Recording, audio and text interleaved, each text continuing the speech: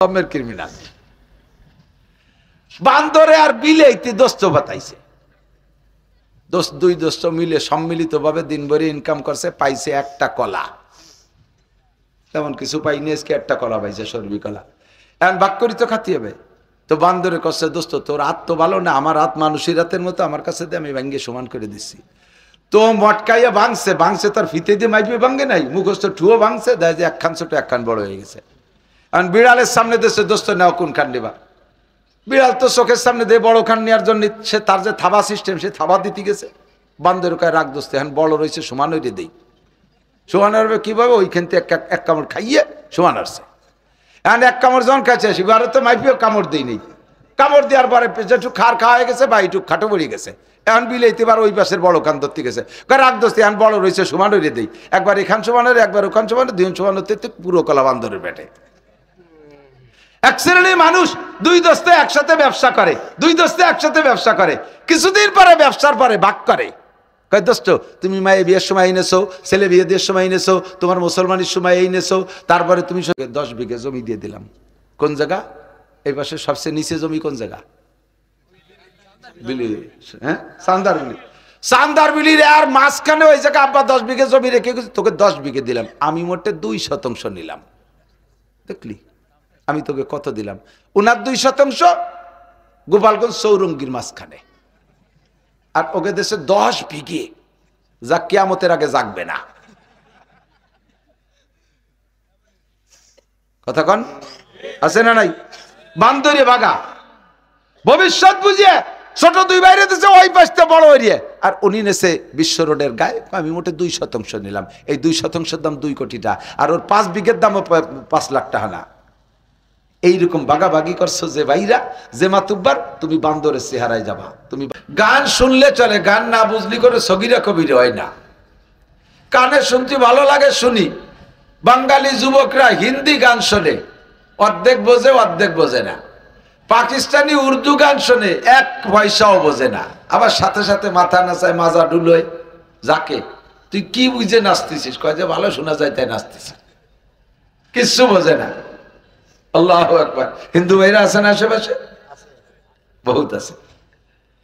হিন্দু ভাইদের এক গানের মধ্যে এক বয়াতি হিন্দু শিল্পী, হিন্দু বয়াতি, উনি গান গাইতে গাইতে লঙ্কা জয়ের কিস্সা শুনেছে। হিন্দুদের কিস্সার মধ্যে আছে না লঙ্কা জয়? তো লঙ্কা জয় করতে করতে গান শুনাইতে লাস্টে আইসা উনি ভুলে গেছে গানের মধ্যে লঙ্কা কে জয় করছে এটা মনে নেই। তো গানের তালে তালে ওনার সহকারী যারা, তাদের কাছে জিজ্ঞেস করতেছে, লঙ্কা যে জয় করিল তার নাম জানি কি? তারা টের পাচ্ছে না, এটা একটা গান। লঙ্কা যে জয় করিল তার নাম জানি কি? সাথে যে জুড়ি তবলা বাজায় তারা কয় 10 আনি 6 আনি বাঘ আমরা জানি কি? গান গায়ে যা কামাই করি, তুমি একা নেও 10 আনা, আর আমরা 15-16 জনের নেই 6 আনা। এত বড় বৈষম্য করে যাচ্ছ জীবন ভরে। এই বৈষম্য বিরোধী আন্দোলনের সময় এটা সমান করতে হবে। 10 আনি 6 আনি বাঘ আমরা জানি কি? শ্রোতারা মনে করছে আগে যে গান গাইছে ওই গানেরই অংশ। ফাঁকে যে ওরা কি এড়িয়ে যাচ্ছে কেউ টের পায় না, কারণ তো গান তো শোনার জিনিস, বোঝার জিনিস না। আর ও চিন্তা করলো কি, যদি আমি ওরা যদি আমারে না বইলে দেয় তাহলে আসর শেষ হবে না। আসর শেষ না করতে পারলে তো পয়সা ঠিক মতো পাবো না। যদিও 2-4 আনা আজকে গাঠিতে যায়, তবু আজকে গানের আসর শেষ করে যাইতে হয়। এজন্য ও গানের তালে তালে কয়, আজ হইতে ভাগ হইবে সমানের সমান। ওরা কয় লঙ্কা জয় করিল বীর হনুমান। সুন্দর একটা গান গাইছে, লঙ্কা যে জয় করিল তার নাম জানি কি? 10 আনি 6 আনি বাঘ আমরা জানি কি? আজ হইতে ভাগ হইবে সমানের সমান, লঙ্কা জয় করিল বীর হনুমান। ভিতরে ওরা ভাগাভাগি সাইজ করে নেছে, শ্রোতারা কসুও বোঝে নাই। সুবহানাকা লা ইলমা লানা ইল্লা মা আল্লামতানা ইন্নাকা আনতাল আলিমুল হাকীম। জাযাল্লাহু আন্না মুহাম্মাদাম মা হুয়া আহলুহু সুবহানাল্লাহি ওয়া বিহামদিহি সুবহানাল্লাহিল আযীম রব্বি ইশরাহ লি সাদরি ওয়া ইয়াসসির লি আমরি واحلل عقدة من لساني يفقهوا قولي رب زدني علما اللهم أرنا الحق حقا وارزقنا اتباعه وأرنا الباطل باطلا وارزقنا اجتنابه সকলে বলি আমিন। মাহফিলের শেষ প্রান্তে চলে আসছি, শেষ অধিবেশন, অবশেষে দোয়া হবে। দোয়ার আগেও পরে দুরূদ শরীফ পড়লে দোয়া কবুল হয়। আগের দুরূদ শরীফ আমরা একটু আগে পড়ে নিই। যেই জবান খুলে দুরূদ শরীফ পড়বে এই মুহূর্তে তার উপরে 10টি রহমত নাজিল হবে। আমল নামা থেকে 10টি গুনাহ মুছে দেওয়া হবে। নতুন করে 10টি নেকি আমল নামায় লিখে দেওয়া হবে। জান্নাতের মধ্যে অসংখ্য মর্তবা থেকে আল্লাহ তাআলা 10টি মর্তবা দান করবেন। এ ফজিলত সেই পাবে যে দুরূদ শরীফ পড়বে। আর একজনের পড়া শুনলেই ফজিলত না, পড়লেই ফজিলত। তো এত বড় ফজিলত থেকে মাহরুম হব না। সকলে জবান খুলে পড়ব। নামাজের মধ্যে যে দুরূদ শরীফ পড়ে থাকি, আল্লাহুম্মা সাল্লি আলা মুহাম্মাদিন ওয়া আলা আলি মুহাম্মাদ কামা সাল্লাইতা আলা ইব্রাহিম ওয়া আলা আলি ইব্রাহিম ইন্নাকা হামিদুম মাজিদ। اللهم بارك على محمد وعلى آل محمد كما باركت على إبراهيم وعلى آل إبراهيم إنك حميد مجيد। ঐতিহ্যবাহী চামটা বাস স্ট্যান্ড কেন্দ্রীয় জামে মসজিদ কমিটি ও প্রবাসীদের উদ্যোগে আয়োজিত 12তম ওয়াজ ও দোয়ার মাহফিল। অধ্যকার মাহফিলের সম্মানিত সভাপতি, মাহফিলের দাওয়াতি উলামায়ে কেরাম, মসজিদের ইমাম ও খতিব সাহেব জনাব হাফেজ আলী হায়দার সাহেব হাফিজাহুল্লাহ, এ অঞ্চলের অন্যান্য উলামায়ে কেরাম, আইম্মায়ে মাসাজিদ, প্রাণপ্রিয় দেশবাসী, আল্লাহ তাবারক ওয়া তাআলার শাহী দরবারে আমাদের পক্ষ থেকে পাঠাই অসংখ্য শুকর যে আল্লাহ পাক রব্বুল আলামিন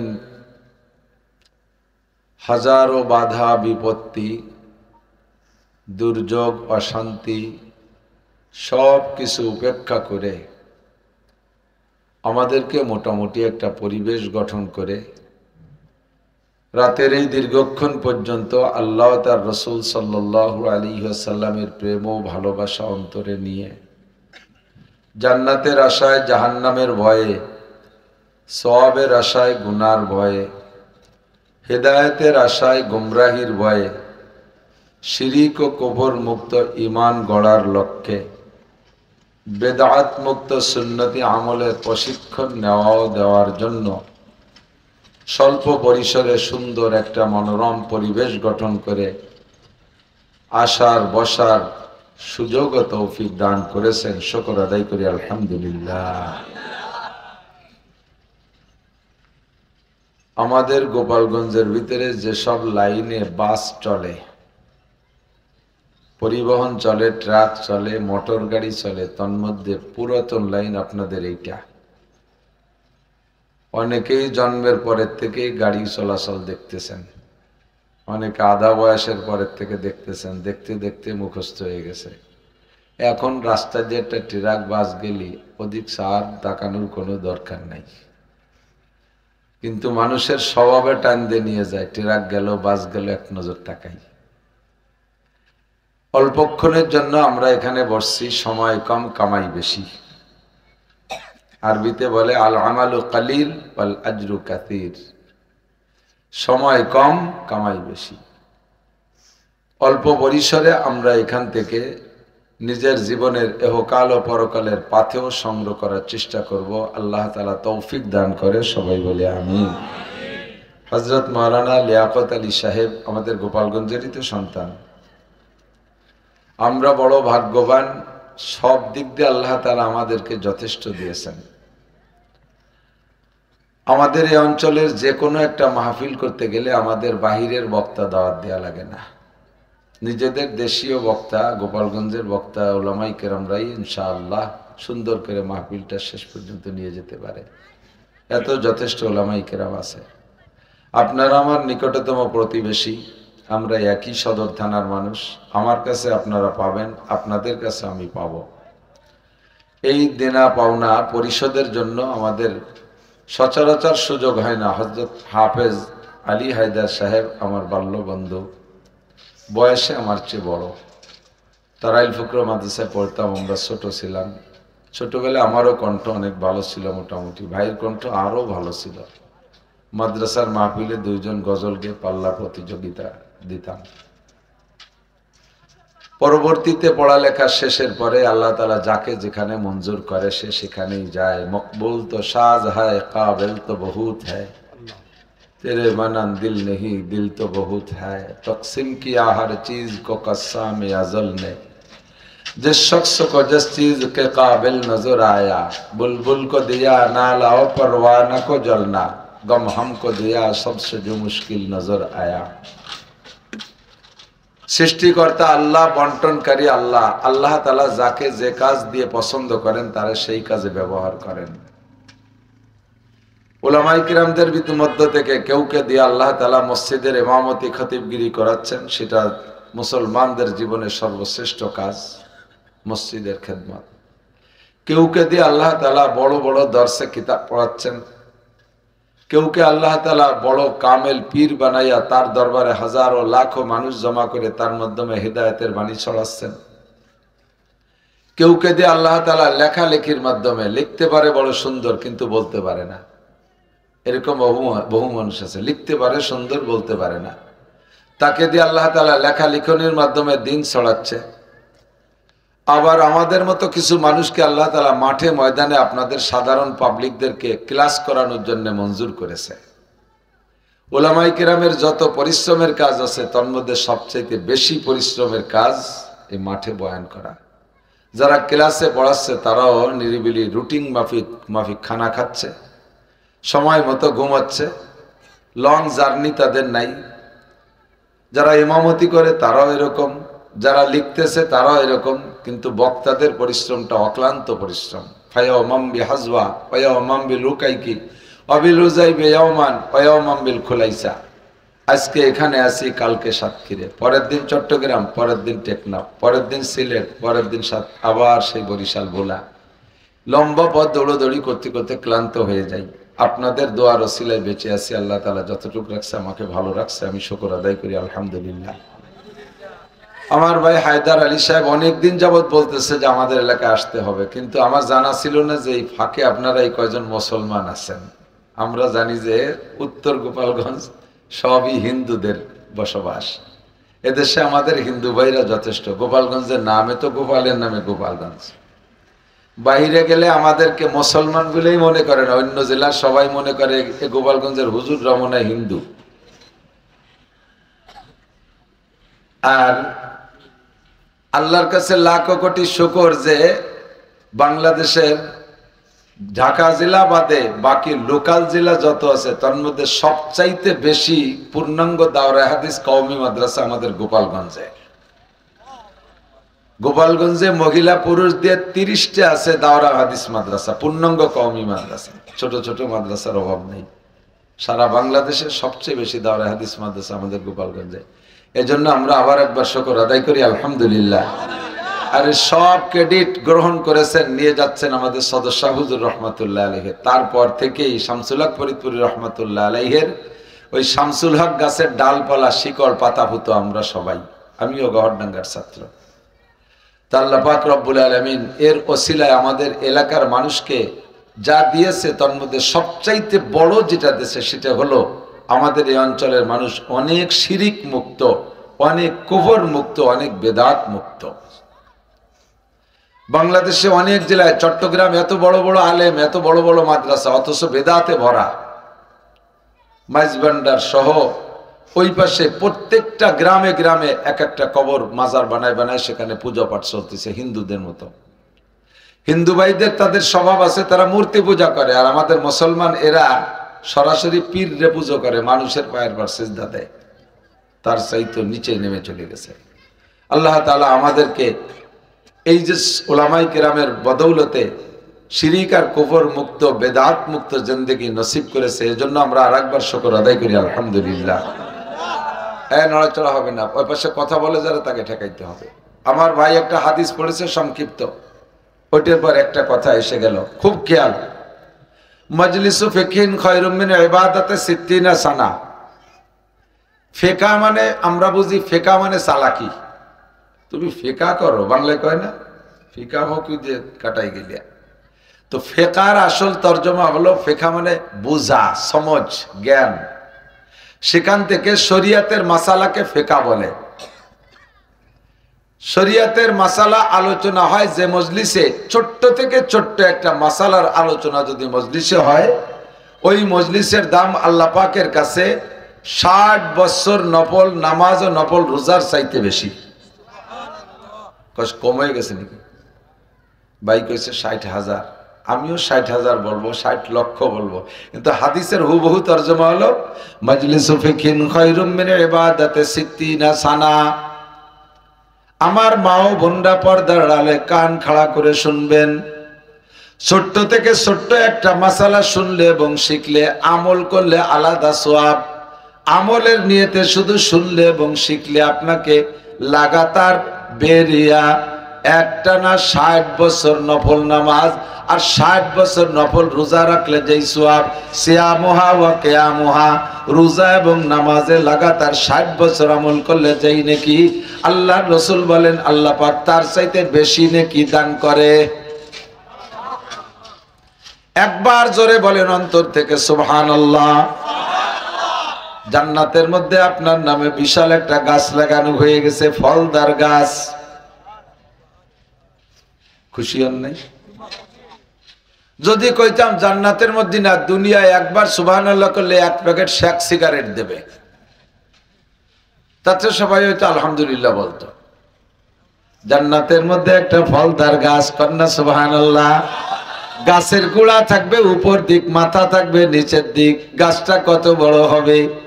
একটা কাক যদি তার জীবনের শুরু থেকে উড়া শুরু করে, কাকের হায়াত শেষ হয়ে যাবে, কিন্তু এই গাছটার শেষ প্রান্তে যেতে পারবে না। হায়াতুল হায়ওয়ানের মধ্যে আছে, দুনিয়ায় যে সকল প্রাণীতে লম্বা হায়াত পায় তার মধ্যে কাক অন্যতম। হায়াতুল হায়ওয়ানের মধ্যে লিখেছেন সুলাইমান আলাইহিস সালামের জামানার কাক নাকি 2-1টা এখনো বাইচে আছে। সুলাইমান আলাইহিস সালাম আজ থেকে প্রায় 3000 বছর আগে দুনিয়া থেকে চলে গেছে। 3000 বছর যদি একটা কাক ওড়ে, এই খেয়াল, 3000 বছর যদি একটা কাক ওড়ে, এখান থেকে চট্টগ্রাম চলে যেতে পারবে? কথা কয় না, চট্টগ্রাম যেতে পারবে না? পৃথিবীরে কয়েকবার প্রদক্ষিণ করতে পারবে, ঠিক না? একটা কাক তার জীবনের শুরু থেকে উড়াল দেবে, শুরু উড়তে থাকবে, আর ওই জান্নাতি গাছটার শেষ প্রান্তে যেতে পারবে না। বলি না সুবহানাল্লাহ। এমন একটা ফলদার গাছ লাগানো হবে আপনার প্রত্যেক সুবহানাল্লাহর বিনিময়ে। একবার বলেন আল্লাহু আকবার। আমল নামায় 4000 নেকি লেখা হয়ে গেছে। একবার পড়ি লা ইলাহা ইল্লাল্লাহ, লা ইলাহা ইল্লাল্লাহ, লা ইলাহা ইল্লাল্লাহু মুহাম্মাদুর রাসূলুল্লাহ। এই কলেমায় একবার পড়লে নবী পাক বলেন তামলা মা বাইনাস সামাই ওয়াল আরদ, আসমান আর জমিনের মাঝখানে যত ফাঁকা জায়গা আছে, পড়নেওয়ালার আমলনামায় তার জন্য নেকি দ্বারা ভরপুর করে দেওয়া হয়।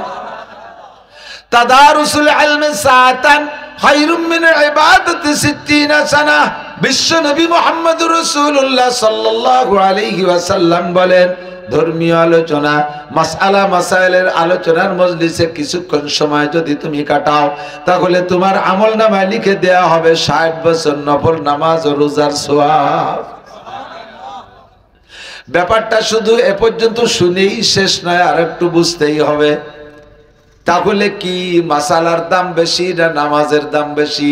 মাসআলার দাম বেশি না রোজার দাম বেশি? এই হাদিসের দ্বারা বোঝা যায় নামাজ রোজার চাইতেও মাসআলার দাম বেশি। কথাটা ভালো করে বুঝতে হবে। ওয়াজ শুধু শোনার নাম না, ওয়াজ বুঝার নাম। কতক্ষণ গান শুনলে চলে, গান না বুঝলি করে সগীরা কবির হয় না। কানে শুনতে ভালো লাগে শুনি।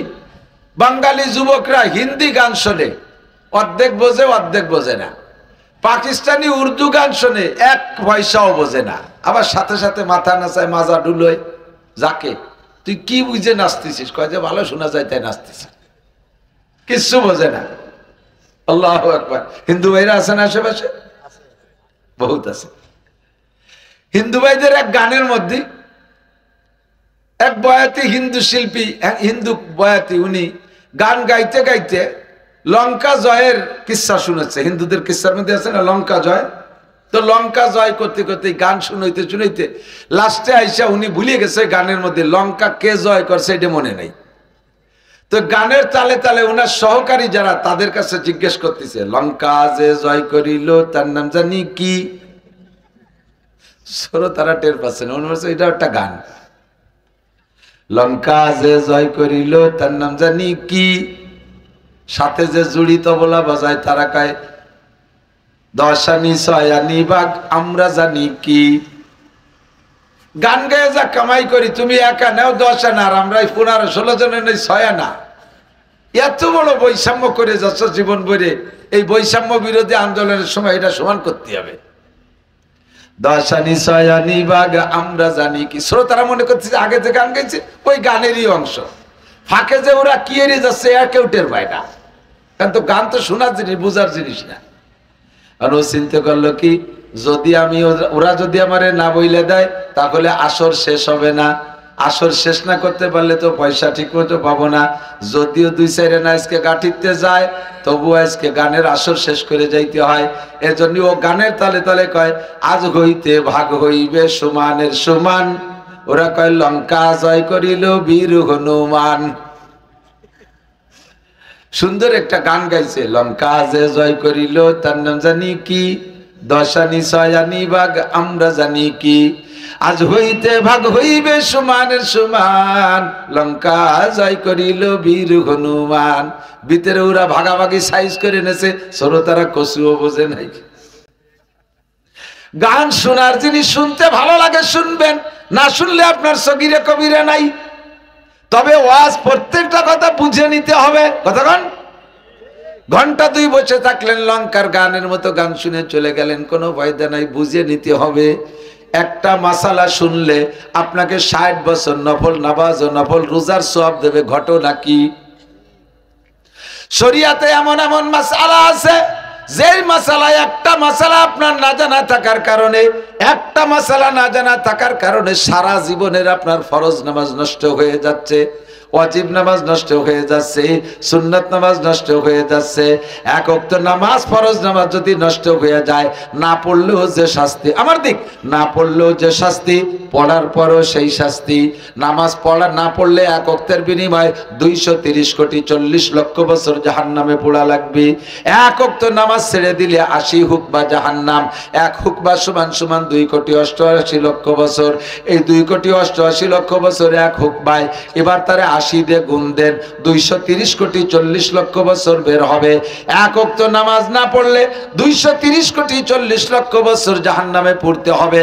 আপনার একটা নামাজ, একটা মাসালা না জানা থাকার কারণে পড়া নামাজ যদি নষ্ট হয়ে যায়, তাও আপনাকে 230 কোটি 40 লক্ষ বছর জাহান্নামে পড়তে হবে। ভালো করে মনে রাখবেন, লাগাতার 60 বছর নফল নামাজ, লাগাতার 60 বছর নফল রোজা, শুধু 60 বছর না, 60,000 বছর নফল নামাজ, 60,000 বছর নফল রোজাকে যদি এক পাল্লায় রাখেন, ফজরের 2 রাকাত ফরজ নামাজকে আর এক পাল্লায় রাখলে ফজরের 2 রাকাত নামাজের পাল্লা ভারী হইয়া যায়। কিয়ামতের ময়দানে আল্লাহ পাক আপনাকে নফল নামাজের জিজ্ঞাসা করবে না, নফল রোজার জিজ্ঞাসা করবে না, শবে বরাতের নফল নামাজ, শবে কদরের নফল নামাজ, আরে শবে মিরাজের নফল নামাজ, কোন নফল নামাজ আর রোজা জিজ্ঞেস করবেন না। আউয়ালু মা ইউহাসাবু বিহিল আবদু ইয়াউমাল কিয়ামাতিস সালাহ, কিয়ামতে সর্বপ্রথম জিজ্ঞাসা করা হবে নামাজ সম্পর্কে। তা হলো 1 নম্বরে ফরজ নামাজ। ফামান সালাহাত সালুয়া সাইরু আমালিহি, যে ব্যক্তি নামাজের প্রশ্নে সুন্দর করে জবাব দিয়ে এড়ায় যেতে পারবে, আল্লাহ রাসূল বলেন সব আমলের জবাব সে আসান হয়ে যাবে তার জন্য। ও কোন জায়গায় আল্লাহ পাক তাকে আটকাইবেন না। একটু বলেন না সুবহানাল্লাহ। কাজে নামাজটাকে সুন্দর করার জন্য এমন এমন মাসআলা আছে যে মাসআলাগুলো আপনার না জানা থাকার কারণে আপনি জানেন না, মনের অজান্তে নামাজ ছুটে যাচ্ছে। এইরকম একটা মাসআলার দাম 60 বছর নয়, 60 লক্ষ বছরে যদি কেউ হায়াত পায় নফল নামাজ ও রোজা রাখে, তার চাইতে এই মাসআলাটার দাম বেশি। যেমন ছোট্ট একটা মাসালা কয়ে নেই বলবো, আমি জানি এই মাসালাটায় অনেকের ভিতরে এই মাসালাটার কমতি আছে। এমন একটা মাসালা আপনাদের অনেকেরই ভিতরে সমস্যা আছে, বলবো? আল্লাহু আকবার। ফরজ 4 রাকাত বা 3 রাকাত ওয়ালা নামাজে কয়টা বৈঠক? 4 রাকাত বা 3 রাকাত ওয়ালা নামাজে কয়বার বসতে হয়? 2 বার। কয়বার? 2টা বৈঠক না? প্রথম বৈঠকে বসার পরে আত্তাহিয়াতু পড়ে দাঁড়ায় যেতে হবে। আত্তাহিয়াতু পড়তে পড়তে এমন মুখস্থ হয়েছে এখন আর আত্তাহিয়াতুর দিক খেয়াল করা লাগে না। মোটরসাইকেলের মতো প্রথম যখন মোটরসাইকেল চালানো শিখছিলাম তখন গিয়ার দিতে হয় মনে কইরা, পিকআপ দিতে হয় মনে কইরা, ব্রেক করতে হয় মনে কইরা, ক্লাচ চাপতে হয় মনে করে, হরেন বাজাতে হয় মনে করে, সিগন্যাল লাইট জ্বালাইতে মনে করে। একটা বাদ পড়ে গেলে দুর্ঘটনা ঘটে যাওয়ার সম্ভাবনা থাকে, খুব মনে করে করে করা লাগে। কিন্তু যখন চালাইতে চালাইতে অভ্যাস হয়ে যায় আর কিছু মনে হওয়া লাগে না। কানের সাথে মোবাইল দিয়ে কাট করে মোবাইলে গল্প করে, সময় মতো ক্লাচ হয়ে যায়, সময় মতো ব্রেক হয়ে যায়, সময় মতো হরেন দেওয়া হয়ে যায়, সিগন্যাল লাইট জ্বালানো হয়ে যায়, কিছুর জন্য মনে করা লাগে না। কতক্ষণ ঠিক কি ঠিক না? আপনার আত্তাহিয়াতু পড়তে পড়তে এমন মুখস্থ হয়ে গেছে এখন আর আত্তাহিয়াতু শব্দের দিকে খেয়াল করা লাগে না। আত্তাহিয়াতুতে বসে আপনি আবদুহু ওয়া রাসূলুহু পর্যন্ত পড়ে দাঁড়ায় যাবেন, কিন্তু আত্তাহিয়াতু শুরু করে দিয়ে আপনি ব্যবসা বাণিজ্যের মধ্যে ঢুকে গেছেন, ব্যারাক অফিসের মধ্যে চলে গেছেন, সুদে টাকা লেনদেনের ভিতরে ঢুকে পড়ছেন, ইরির খাতের মধ্যে চলে গেছেন, রাজনীতির মধ্যে ঢুকে গেছেন, ইত্যাদির মধ্যে চলে গেছেন। মুখে আত্তাহিয়াতু পড়তে তালেই আছে। এবার আবদু ওয়া রাসূলুহু পর্যন্ত পড়ার পরে আবার আপনার মুখ দিয়ে দুরূদ শরীফ পড়া শুরু হয়ে গেছে, আপনার উঠতে হবে তা মনে নাই।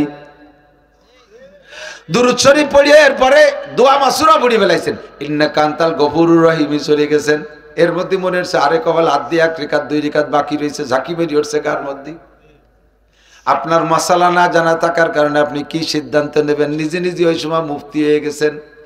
কয় বেশি পড়ছি, কম চর পড়ি নেই, লস হলে আমার হয়েছে, আল্লাহর চরই নেই, কম চর পড়ি নেই।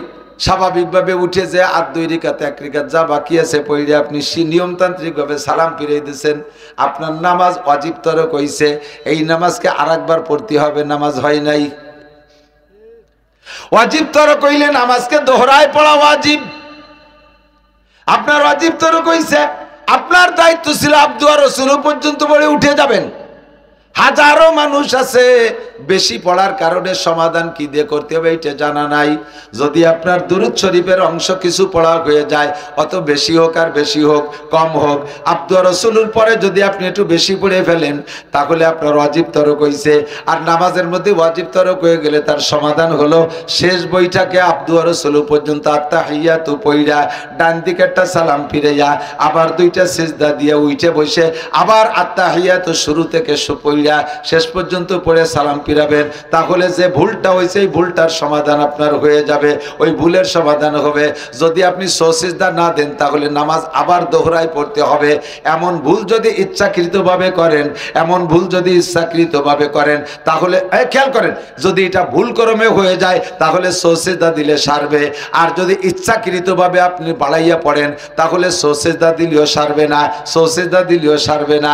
এর একটা মাসালার দাম আপনার জিন্দেগিতে 60,000 বছর নফল নামাজ ও রোজার চাইতে দামি। নামাজ শুরু করবেন আমার দিক, নামাজ শুরু করবেন ইমামের পিছনে জামাতে নামাজ পড়বেন। ইমাম সাহেব তাকবীরে তাহরিমা বলবে আল্লাহু আকবার, তাই না? প্রথম তাকবীরের নাম কি? প্রথম তাকবীরের নাম তাকবীরে তাহরিমা, এইটা বলা ফরজ। এরপরে উঠতে বসতে যে তাকবীরগুলো, এই তাকবীরগুলো বলা সুন্নাত। ওই তাকবীরগুলো না বললে সিজদা দেয়া লাগবে না, ওই তাকবীরগুলো না বললে নামাজ বাতিল হবে না, সুন্নতের খিলাফ হবে, নামাজের নেকি কম হবে, তবে নামাজ হইয়া যাইবে। কিন্তু প্রথম তাকবীর যদি আল্লাহু আকবার ইমাম সাহেবও বলবে, মুসল্লিরাও বলবে, শুধু ইমাম সাহেব বলছে মুসল্লিরা বলে নাই, তাহলে যেই মুসল্লি না বলবে ওই মুসল্লির নামাজ হয় নাই। নামাজের ফরজ 13টি, এর ভিতরে একটা হলো তাকবীরে তাহরিমা বলা, তাকবীরে তাহরিমা বলা। কিন্তু ইমাম সাহেব আল্লাহু আকবার বলে, হাজারো মুসল্লিদের খবর জানি, উনরা মুখ বন্ধ করে খালি কানে হাত দিয়ে সানা বাঁধে। যারা মুখ বন্ধ করে আল্লাহু আকবার না বলে কানে হাত দিয়ে সানা বাঁধছে, তাদের নামাজ বাতিল হয়ে গেছে। উনি নামাজে জয়েন্টই করে নাই, নামাজ শুরুই করে নাই। এর একটা মাসার কাজেই সকলের জানা থাকতে হবে, ইমাম সাহেব আল্লাহু আকবার বলবে, সাথে সাথে আপনিও আল্লাহু আকবার বলেন। শোনা যায়, বোঝা যায়? এদিক টাকা, এদিকে এদিক খেয়াল।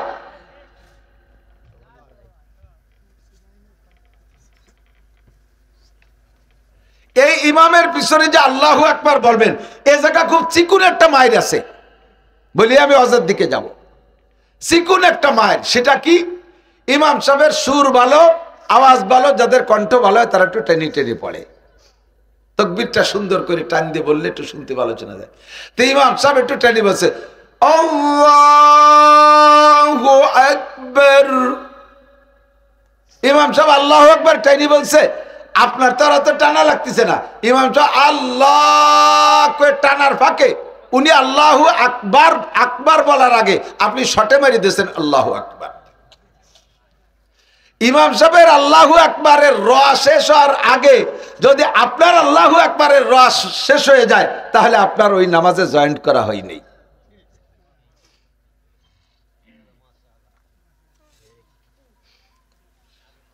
বিশ সেকেন্ড বোঝেন। এমন অ্যাক্সিডেন্ট হয় কি হয় না? এর একটা মাসালার দাম 1 কোটি বছর নফল নামাজ আর রোজার চাইতে দামি। মাজলিসু ফিকিন খায়রুম মিন ইবাদাতি 60 সানা। কাজেই আপনার তাকবীর হতে হবে ইমাম সাহেবের তাকবীর শেষ হওয়ার পরে। ইমাম সাহেব টেনে বলুক, বলা হয়ে যাক আল্লাহু আকবার, বলার পরে তারপরে আপনি আল্লাহু আকবার বলবেন, তাহলে আপনার নামাজে জয়েন্ট হবে। আর একটা মাসালা না বলে পারতেছি না, বলবো? ইমাম সাহেবরে যে রুকুতি পাইছেন, কোন জায়গা? রুকুতি পাইছেন। এখন আপনি যদি ইমাম সাহেবের সাথে রুকুতি আপনি ইমামরে পেয়ে যান, তাহলে এদিকে দিকে দিক ইম্পর্টেন্ট, ভেরি ভেরি ইম্পর্টেন্ট। আমি ওয়াজের দিকে যাব, মশালা এসে গেছে, 2-4টে না করলে আমার খারাপ লাগতেছে। সারা রাত মাসআলার ওয়াজ হইলে মাহফিলটা যত দামি হবে, কিসসা কাহিনী ইত্যাদি ওয়াজে তার 1000 ভাগের 1 ভাগও দামি হবে না। আর এমন সমস্যা বহুত যুবকের আছে, অনেক বুড়োরও আছে, কারণ সময় মতো নামাজ শেখে নাই। বুড়ো কালে যে মসজিদে যে আর নামাজ দেখে একটু নকল করে করে নামাজ শিখছে, তা ভালো করে বুঝে উঠতে পারে নাই। নামাজের মধ্যে পাশের জনের দেয় যে মাশহাদু আল্লাহ ইলাহা আঙ্গুল উঁচু আছে, উনি তো জানে না যে কি জন্য আঙ্গুল উঠেছে, চোখ কাজ করে দেখতেছিল, বুঝতে পারে নাই আঙ্গুল কোনটা, সব কয়টারে এক গুল্লি দিয়েছে, যেটা ওকে টবে। তো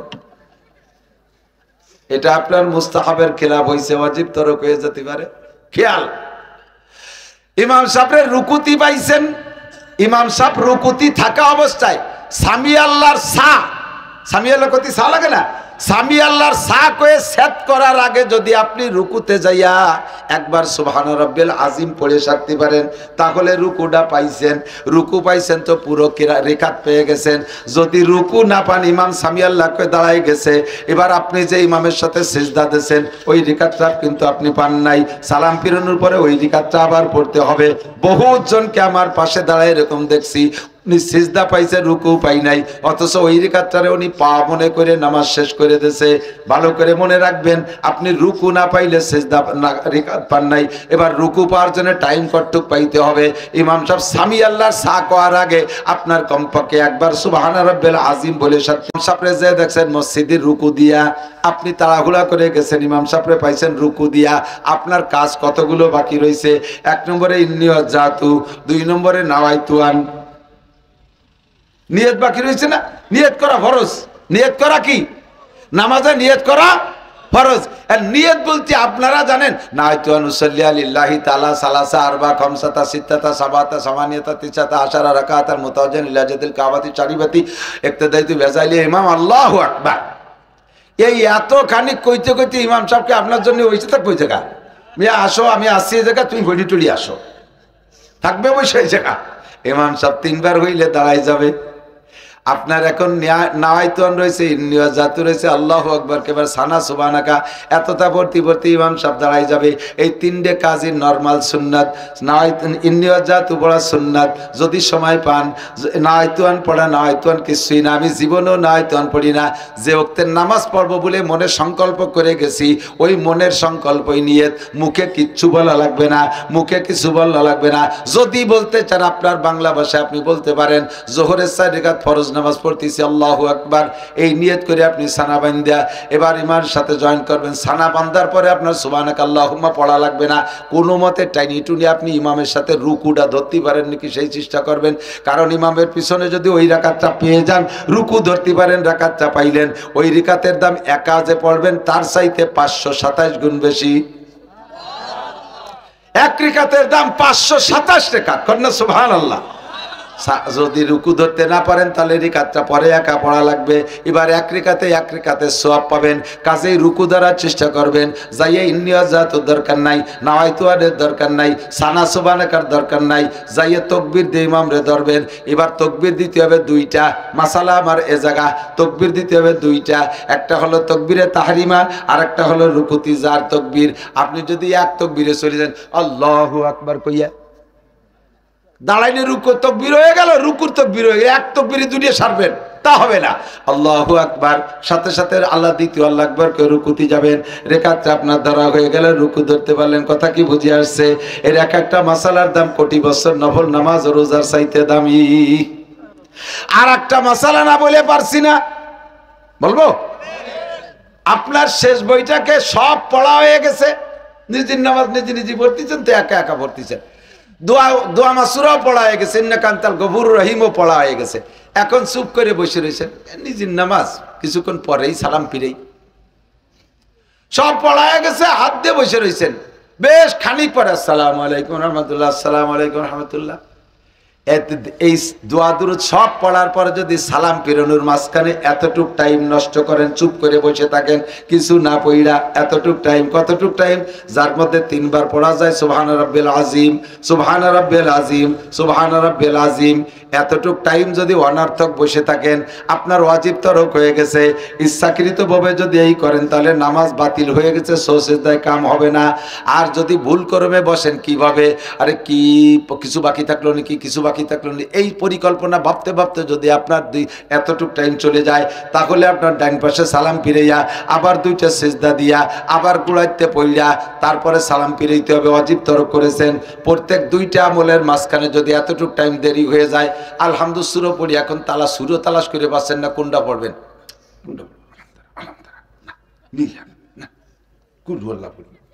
এই কোনটা পড়বেন এই ভাবতে ভাবতে ওই 3 তাসবিহ হয়ে গেছে। পরে কিরাতেরটা পড়ছেন, ওয়াজিব তরক হয়েছে, শেষ বইটাকে সজদা দিতে হবে। এর একটা মাসালার দাম, সজদা না দিলে আপনার নামাজকে আবার দৌড়াই পড়তে হবে। এর একটা মাসালার দাম কোটি বছর নফল ইবাদতের চাইতে বেশি। কতক্ষণ? আল্লাহু আকবার। আর একটা মাসালা না বলে পারতেছি না, এইসব মাসালা দরকার আছে না নাই? আছে না? আরে শ্রীফরাদের কিসসা, ইব্রাহিম ইসমাইল আলাইহিস সালামের কিসসা, ইউসুফ জিলাকা আলাইহিস সালামের কিসসা বহুত শুনছি, বহুত জানি। এইরকম মাসালা না জানা থাকার কারণে নামাজ নষ্ট হয়ে যাচ্ছে। আপনার নামাজের মধ্যে দাঁড়ান, এদিক তাকান, নামাজের মধ্যে দাঁড়াইয়া চুলকনি শুরু হয়েছে। এমনি সময় চুলকই না, যত খাইজুনি মেজুনি সব নামাজের মধ্যে চলে আসে। এখন সবাই বসে রয়েছেন, কেউ আম ছাড়তেছেন না, আম ছাড়া কেন আমাকে দিক হা করিয়া হাই তুলা আম ছাড়া, সবাই বসে রয়েছে। এখনই অজুবানে নামাজে দাঁড়ান, দেখুন যে ওরে আমের ঠেলায় নামাজে কি রাতি পড়া যায় না। আম ছাড়ানো, হাই তোলা, এটা ব্যাপারে শয়তানের সহযোগিতা করে। শয়তান মুখের মধ্যে যে মুখে হা করে দেয়, হাই তোলায় হাম ছাড়া শয়তানের দোকান, আর হাসি দেওয়া আল্লাহর রহমত। একবার যদি হাসি দেয় তাহলে নাকের ভিতরে থেকে 80,000 রোগ জীবাণু বেরোইয়া যায়। যার কারণে হাই তুলে পড়তে হয় লা হাওলা ওয়ালা কুওয়াতা ইল্লা বিল্লাহ। এই কামটা করাইছে শয়তান, শয়তানরে তাড়াইয়া দিলাম। আর হাসি দিয়ে কি পড়তে হয়? আলহামদুলিল্লাহ পড়তে হয়, কারণ নাকের ভিতরের থেকে রোগ জীবাণু বেরোই দিয়েছে আল্লাহ তাআলা, এটা আল্লাহর নিয়ামত, এই জন্য শুকর আদায় করি আলহামদুলিল্লাহ।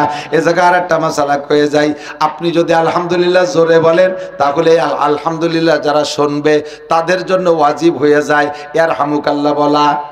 আপনি হাসি দিয়ে আলহামদুলিল্লাহ বলছেন, আমি শুনে ফেলাইছি, আমার উপরে ওয়াজিব হয়ে গেছে ইয়ারহামুকাল্লাহ বলা। এই ইয়ারহামুকাল্লাহ যদি আমি জোরে বলি আবার আপনি শুনে ফেলাইছেন, আপনার উপরে ওয়াজিব হয়ে গেছে আর একটা দোয়া পড়া ইয়াহদিকুমুল্লাহ ইয়াহদিকুমুল্লাহ, এইটা বলা ওয়াজিব হয়ে গেছে, কিন্তু তা জানেন না। কয়জনে জানেন? কাজেই হাসির জবাব জোরে দেবেন না। অনেকে হাসির সাথে সাথে আলহামদুলিল্লাহ এসি আর আলহামদুলিল্লাহ একসাথে মেরি দেয়, সাথে আসতে বাসতে 15-20 জনে শুনে ফেলায়, একজনের জবাব দেয়নি, ওয়াজিব তরক করাই ফেলাইছেন। হাসির জবাব আসতে দেবেন যাতে আর একজনের উপরে বুঝা চেপে না যায়। হাসি আল্লাহর রহমত, হাম ছাড়া শয়তানের দুকা। নামাজে দাঁড়ানোর পরে দুনিয়ার আগড় বাগড়, এখন মনটা বড় ফ্রেশ আছে, এমনি সময় চুপ করে থাকেন, অন্য অন্য কল্পনা মাথায় আসে, কিন্তু কোনো নোংরা কল্পনা মাথায় আসে না। নামাজে দাঁড়ানোর সাথে সাথে সব নোংরা কথাগুলো মাথার মধ্যে আসে। কোন মাইয়েরে কেমন দেখছিলেন, ইউটিউবে কি দেখছিলেন, ফেসবুকের মধ্যে কি দেখছিলেন, কোথায় কি করেছিলেন, সারা জীবনের যত নোংরা পচা কথাগুলো মাথার মধ্যে আসে। এমনি সময় বসে বসে চুল করছেন না, নামাজে দাঁড়াবেন দেখবেন দাড়ির মধ্যে সুরসুর হয়ে উঠছে, কানের মধ্যে ফরফরায় উঠছে, এক করে ফিটির ওই কোনায় বিহা জায়গা খাই যাচ্ছে, ঠিক না? আল্লাহু আকবার বলে সানাবাইনদের রুকুতে যাওয়ার আগ পর্যন্ত একটা ফরজ, কিরাতের ফরজের টাইম ভালো করে বুঝে নেন।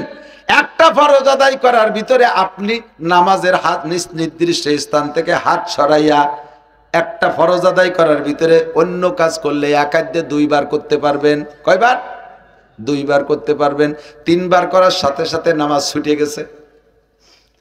আর একটা কাজ যদি 2 হাত দিয়ে করেন, একবার করলেই নামাজ বাতিল। যেমন নামাজের মধ্যে টুপি পড়ে গেছে, টুপি পড়ে গেছে, টুপিটারে 2 হাত দিয়ে ধরে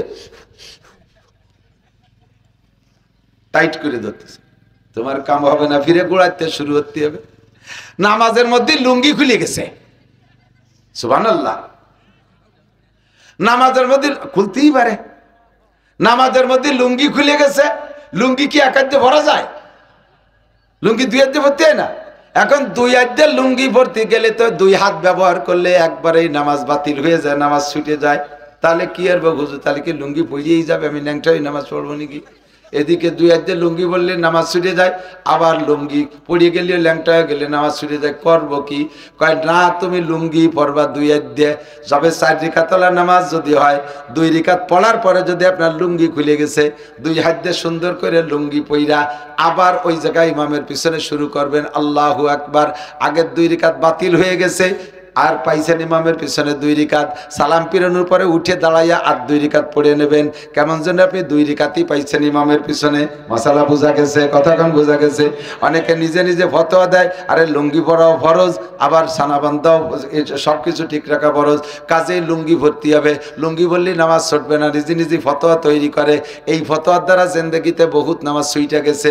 মহিলা নামাজে দাঁড়াইছে, এদিক তাকান, খেয়াল করেন, মহিলাকে একটা 2টা কয়ে নেই, মহিলা নামাজে দাঁড়াইছে ওন্না টোন্না সুন্দর করে লাগাইয়া, কিন্তু ফ্যান চালাই দিয়ে দাঁড়াইছে, অথবা যে কোনো কারণে মাথা থেকে কাপড় সরে গেছে, মাথা একটা অঙ্গ, মাথার চুল আলাদা একটা অঙ্গ, লম্বা চুলের যদি অর্ধেকের বেশি কাপড়ের বাহিরে বের হইয়া 3 তসবিহ পরিমাণ টাইম খোলা থাকে, সুবহান রাব্বিল আযীম, সুবহান রাব্বিল আযীম, সুবহান রাব্বিল আযীম, এই পড়তে যতটুক টাইম থাকে লাগে, একটা অঙ্গের অর্ধেকের বেশি খুলে যদি মহিলা পুরুষের, মহিলাদের বিশেষ করে একটা অঙ্গের যদি অর্ধেকের বেশি খুইলে নামাজের ভিতরে বাইনা কাপড়ের বাইরে থাকে, নামাজ বাতিল হয়ে যায়, নামাজ হবে না।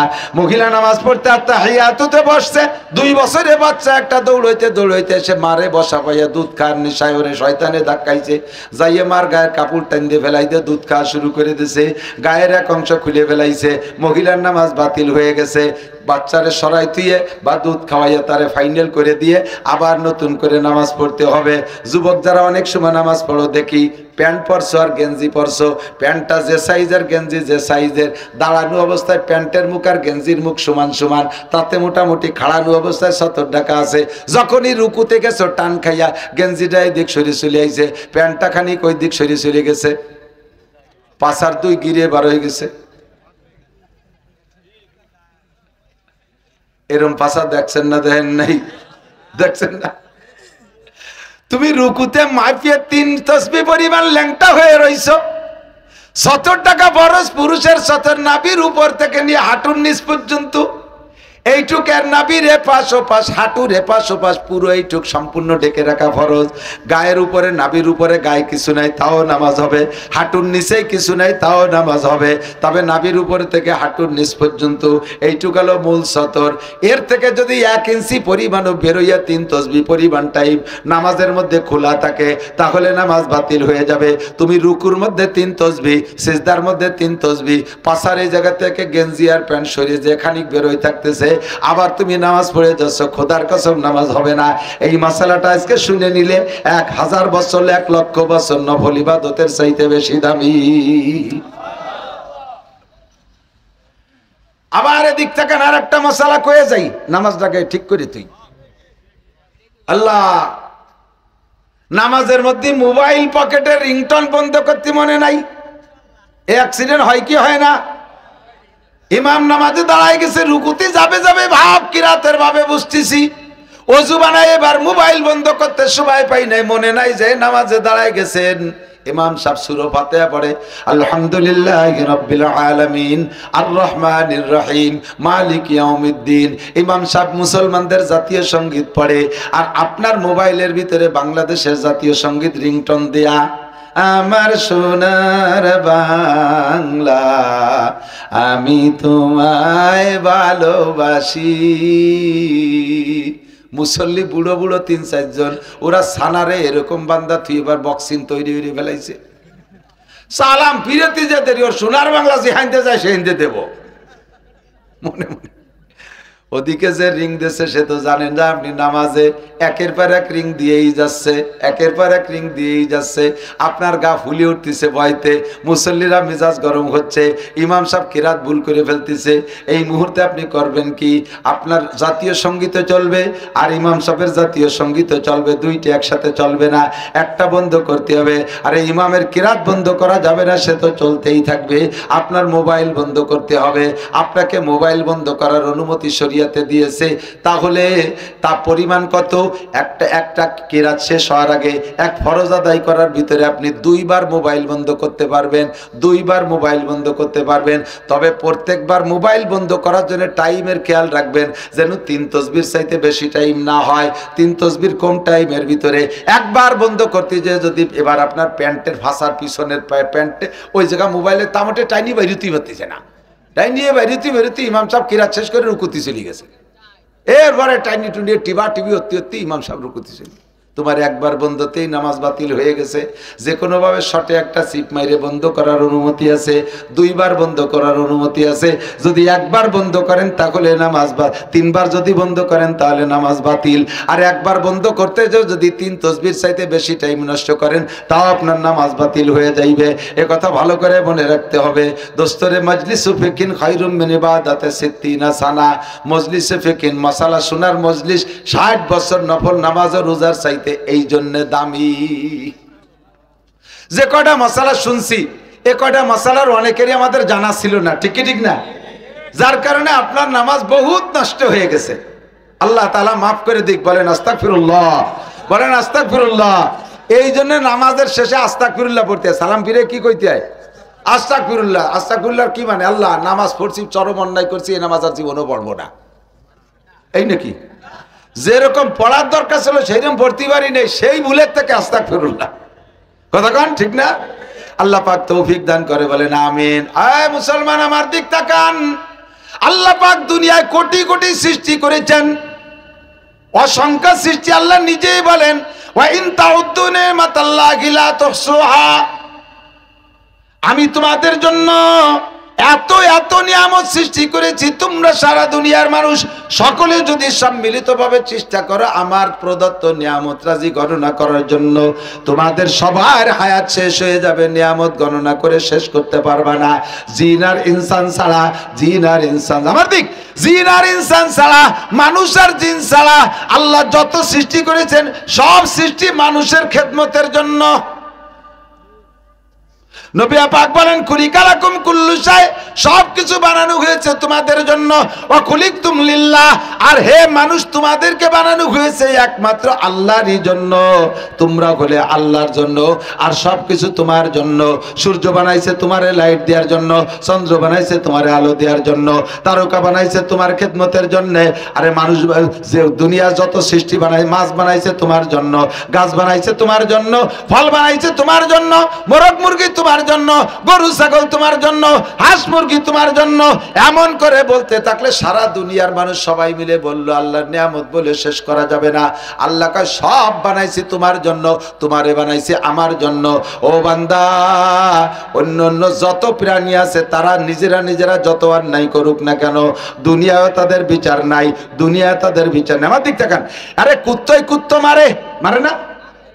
এর জন্য কি কোন কুত্তর নামে আমাকে গোপালগঞ্জ কোর্টে মামলা আছে? বৈতলির কুত্তরে সাতপাড়ের কুত্তর মারছে, জোড়া মার কেস হয়ে গেছে, সেই জায়গা এখন এই কুত্ত দাবড়ায় ধরতেছে পুলিশ। শুনছেন নি কোনদিন? বাগে বাগে মারামারি করে, দুনিয়ায় তাদের বিচার নাই। গরুতে গরুতে মারামারি করে, দুনিয়ায় তাদের বিচার নাই। আখেরাতে তাদের বিচার আছে, আখেরাতে তাদের বিচার আছে। আখেরাতের বিচার কেন আছে বুঝে নেন? অবশ্যই আছে, কোরআনে বলে আল্লাহু আকবার। দুনিয়ায় দুইটা কুত্তায় মারামারি করছে, একটা কুত্তার গায়ে শক্তি বেশি, আর একটা কুত্তার গায়ে শক্তি কম। শক্তিশালী কুত্তাটার হাতে দুর্বল কুত্তাটায় মার খাইছে, ঠিক না? দুর্বল কুত্তাটায় মার খেলো কেন? তার শক্তি কম, তাই তারে শক্তি কম দিয়েছে কে? আল্লাহ। তারে শক্তি কম দিয়ে কেন শক্তিশালীদের কাছে মাইর খাওয়ালো? এর একটা বিচার যদি আল্লাহ না দেয় তাহলে প্রাণী জগতের উপরে আল্লাহর ইনসাফ আর ন্যায় বিচার বাস্তবায়ন হয় না। দুনিয়ায় যেতে আর বিচার বিশ্লেষণের ব্যবস্থা আল্লাহ রাখে নাই, হাসরের মাঠে আল্লাহ বিচার করাবে। দুনিয়ায় যেই কুত্তাটা দুর্বল ছিল ওইটারে আখেরাতে শক্তিশালী বানায় দেবে, আর যেটা দুনিয়ায় শক্তিশালী ছিল ওইটারে দুর্বল বানাই দিয়া আল্লাহ বলবেন তোমার বিচার তুমি আদায় করে নাও। এবার দুইটারে মারামারিতে লাগাই দেবে, দুর্বলটা শক্তিশালী হইয়া শক্তিশালীটা দুর্বল হওয়ার কারণে ওই জায়গা তারে মারতে মারতে মারতে মারতে যখন দুইজনের মারামারি দুনিয়ার হিসাব অনুযায়ী সমান সমান হয়ে যাবে, খুদার কুদরতি কম্পিউটার এটা হিসাব করে দেবে, সঙ্গে সঙ্গে এই কুত্তা দুইটা অনায়াসে মাটির সাথে মিশে যাবে। একটা দোজকে যাবে, একটা ভেস্তে যাবে, এমন না, ওই জান্নাতের হাসরের মাঠের মাটির সাথে তারা মিশে যাবে। আল্লাহু আকবার। জান্নাতীদেরকে দুনিয়ার এই দুনিয়া যত মানুষ হাসরের মাঠে যাবে, একদলকে আল্লাহ জান্নাতে দিয়ে দেবে, আর একদলকে জাহান্নামে দিয়ে দেবে। ফারিকুন ফিল জান্নাতে ওয়া ফারিকুন ফিস সাইর। জান্নাতীদেরকে জান্নাতে দেওয়ার পরে জাহান্নামীদেরকে জাহান্নামে দেওয়ার পরে মাঝখানে ফাঁকা জায়গায় আল্লাহ পাক একটা প্রাণী, দুম্বা সাইজের একটা প্রাণী ফেরেশতাদের মাধ্যমে জবাই করবে। জান্নাতীরা বলবে রব্বানা মা যাবাহতা বাইনা আইদিনা, আল্লাহ তুমি এটা কি জবাই করলে? আল্লাহ পাক বলবেন যাবাহতু মাউতাকুম, হে জান্নাতীরা তোমাদের মরণকে জবাই করে দিছি। আল্লাহ বুঝলাম না তরজমা কি, মরণ রে আবার জবাই করে কিভাবে? আল্লাহ কয় মরণ রে জবাই করছি মানে মরণ রে জবাই করে মেরে দিছি। লা তামুতুনা ফিহা ওয়া লা তাহয়াউন, এই জান্নাতের মধ্যে তোমাদের আর মউত নাই, তোমরা আর কোনোদিন মরবা না, তোমাদের মরণও নাই, তোমাদের হায়াতও নাই, তার মানে তোমরা কোনোদিন মরবা না। খালিদিনা ফিহা আবাদা, চিরকাল জান্নাতে থাকবা। এই বিশাল বিল্ডিং অনাদি অনন্তকাল ব্যবহার করবা। ৮০,০০০ খাদেম চিরকাল তোমার খেদমত করবে। এই ৭২ জন স্ত্রীর জীবন ভরে তুমি ব্যবহার করবা। জান্নাতের দুধ, মধু আর সর্বতার পানির নাহার তুমি অবিরাম ব্যবহার করবা। ওয়ালাকুম ফিহা মা তাশতাহি আনফুসুকুম ওয়ালাকুম ফিহা মা তাদউন, মুখে যা বলবা তাও পাবা, মনে যা ভাববা তাও পাবা। এইটা ৫০-৬০,০০০ কোটি বছর না, অসংখ্য বছর। যখন আপনার সামনে মরণকে জবাই করে দেবে আর বিশাল নিয়ামত ভান্ডার আপনার জন্য স্থায়ী বলে দলিল করে দেবে, খুশিতে সব জান্নাতীরা বলবে আলহামদুলিল্লাহি কদ ওয়াজাদনা মা ওয়াদানা রাব্বুনা হাক্কা। সমস্ত প্রশংসা ওই আল্লাহর, যে আল্লাহ যা ওয়াদা করেছে সম্পূর্ণ আমাদেরকে পুঙ্খানুপুঙ্খ দিয়েছে। জোরে বলেন না আলহামদুলিল্লাহ। হায়াত তাদের স্থায়ী, মরণকে মাইরা দিছে। ভালো করে মনে রাখবেন, এবার কাফের জাহান্নামী যারা, কাফের মুশরিক যারা, মুসলমান ছাড়া আর যত জাতি আছে সব জাতি জাহান্নামী। খোদার কসম সব জাতি জাহান্নামী। ওরাও দেখবে ওদের সামনেই প্রাণীটাকে জবাই করা হয়েছে। ওরা বলবে রব্বানা মা যাবাহতা বাইনা আইদিনা, আল্লাহ এটা কি জবাই করলে? আল্লাহ পাক বলবেন যাবাতু মাউতাকুম, তোমাদের মরণকে জবাই করে দিছি, তোমাদের কোনোদিন আর মরণ হবে না। এই জাহান্নামের ভিতরে ফি নারি জাহান্নামা খালিদিনা ফিহা আবাদা, অনাদি অনন্তকাল থাকবা। তখন জাহান্নামীরা চিল্লাইতে থাকবে, চিৎকার মারতে থাকবে। ইতিমধ্যে জান্নাত আর জাহান্নামের মাঝখানে ওই কুত্তা দুটেরে মারামারিতে লাগাই দেবে। মনে আছে? ওই কুত্তা দুটেরে মারামারিতে লাগাই দেবে। ষাঁড় যে দুটে মারামারি করে দুনিয়া হার জিত হয়েছিল, উল্টো করে ওখানে লাগাই দেবে। দুইটা বাঘে মারামারি করে একটা ঠকছিল, দুনিয়া একটা জিতছিল, ওই দুটেরে উল্টো করে আবার ওখানে লাগাই দেবে। এমন করে দুনিয়ায় যত প্রাণী মারামারি কইরা একে অপরকে দুনিয়ায় মারছে, আখিরাতে যে তাদেরকে ওখানে মারামারি লাগাই দেবে। সব প্রাণীগুলো মারামারি করতে করতে করতে করতে যখন বিচার সমান সমান হয়ে যাবে, তখন তারা মাটির সাথে মিশে যাবে। মাটির সাথে মিশে যাবে, জাহান্নামীরা দেখে তখন চিৎকার মেরে বলবে। সূরা নাবার শেষ আয়াত আল্লাহ পাক বলেন ওয়া ইয়াকুলুল কাফিরু ইয়া লাইতানি কুনতু তুরাবা, ওয়াকুলুল কাফিরু ইয়া লাইতানি কুনতু তুরাবা।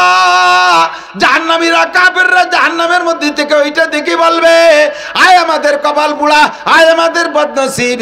দুনিয়ায় যদি মানুষ হিসেবে না যায়, যদি এই শিয়াল কুত্ত হয়েও যাইতাম, মারামারি যা কিছু দুনিয়ায় করতাম, এই জায়গায় এখন মারামারি করতে করতে মাটি হয়ে যেতাম, আমাদের আর জাহান্নামের সাজা শাস্তি ভোগ করা লাগতো না। এই বলে তারা চিৎকার মারতে থাকবে আর বলবে, আর বলতে থাকবে রব্বানা আখরিজনা মিনহা ফাইন উদনা ফাইন্না যালিমুন।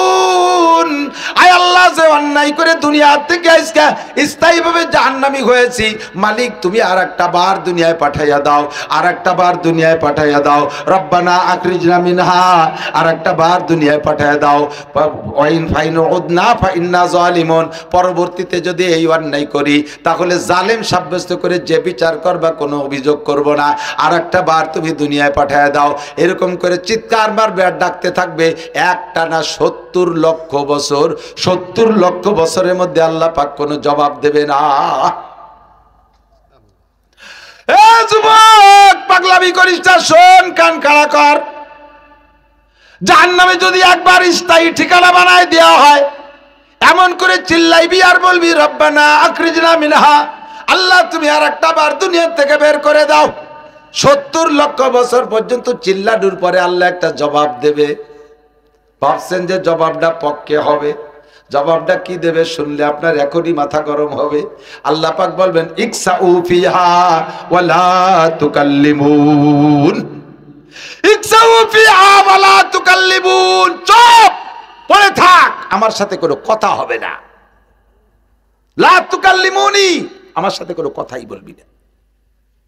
আলাম ইয়াতিকুম নাযীর, দুনিয়ায় থাকতে কি তোর কাছে কোনো নবী রাসূল যায় নাই, কোন উলামা ইকরাম যায় নাই? কলেমার দাওয়াত কি তোরে দেয় নাই? নামাজের দাওয়াত কি দেয় নাই? এই কিসসাগুলো কি তোরে শোনায় নাই? আলাম ইয়াতিকুম নাযীর, কোন ভীতি প্রদর্শক কি তোর কাছে যায় নাই? তখন আপনিও জায়গা স্বীকার করতে পারবেন না, আল্লাহর সামনে অ্যারেস্ট। বলতে বাধ্য হবেন কলু বালা কদ জা আনা নাযীর, আল্লাহ অবশ্যই আমাদের কাছে এসেছিল, আমাদের কাছে এসেছিল। ফাকাদ্দাবনা ওয়া কুলনা মা নাযালাল্লাহু মিন শাই, বলনেওয়ালাদেরকে বলতাম তোমরা সব বানায় বানায় বলো, এগুলো আল্লাহর কথা না। আল্লাহ বলতে কেউ নাই, আখিরাত বলতে কেউ নাই, জাহান্নাম বলতে কিছু নাই, জান্নাত বলতে কিছু নাই। এই বলে তোমরা অস্বীকার করতা, এই বলে আমরা অস্বীকার করতাম। আল্লাহ গলাবাত আলাইনা শিকওয়াতুনা ওয়া কুননা কওমান দাল্লিন, আমাদের কপাল, আমাদের দুর্ভাগ্য আমাদের উপরে প্রাধান্য লাভ করেছে, যার কারণে আজকে জাহান্নামে তুমি আর একটা বার পাঠায় দাও। আবার চিল্লাইবে 70 লক্ষ বছর, এরপরে আবার জবাব দেবে ইকসাউ ফিহা, পড়ে থাক, এর ভিতরে কোনোদিন আমার সাথে কথা বলবি না। ও মুসলমান আমার, শোনা ছোট বাচ্চারা, পাগলামি করিস না, একটু শোন, একটু বোঝ। দাস্তা বকারাত গর্ষে বাসা ছাড়ে মার, আল্লাহর সামনে কিন্তু যাইতেই হবে, জবাব কিন্তু দিতেই হবে। কথা বলেন ঠিক কি ঠিক না? অন্য কোনো প্রাণীকে আল্লাহ তাআলা মিজানের পাল্লায় হিসাব নিকাশ নেবেন না। অন্য কোনো প্রাণীকে আল্লাহ তাআলা এমন করে 4টি ইমিগ্রেশন নেবেন না। এদিক থেকে ইমিগ্রেশন। বিমানে যারা উঠছেন তারা জানেন ইমিগ্রেশন সম্পর্কে। বিমানে উঠার আগে, এয়ারপোর্টে ঢোকার থেকে নিয়ে বিমানে উঠার আগে 4টে চেকপোস্ট আছে, তার নাম হলো ইমিগ্রেশন। এক নম্বর ইমিগ্রেশনে যদি আপনি বিদেশে যাইতে চান তাহলে পাসপোর্ট ইমিগ্রেশন, আপনার পাসপোর্ট আছে কিনা, ঠিক আছে কিনা এটা দেখবে। 2 নম্বর ইমিগ্রেশন আপনার টিকিট ঠিক আছে কিনা। 3 নম্বর ইমিগ্রেশন আপনার মালামাল জানেছেন ওর মধ্যে অবৈধ কিছু আছে কিনা, লাগেজ ব্যাগেজ এইগুলো দেখবে। 4 নম্বর ইমিগ্রেশন আপনার বডি চেক হবে। অনেকে নাকি পেটের মধ্যে সোনা খাইয়ে এনে বাংলাদেশে এসে পায়খানা করে তাই বেঁচে। এই আকাম করছো কিনা পেটের মধ্যে, এই জন্য বডি ইমিগ্রেশন।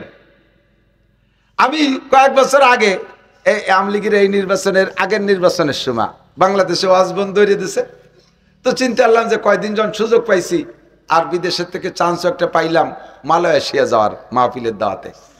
তো মালয়েশিয়া যাবো বলে সবকিছু ওকে করে চলে গেছি। ব্যাগেজ ট্যাগেজ তো তেমন কিছু নিয়েছে, হ্যান্ড ব্যাগে 3 দিনের সফর।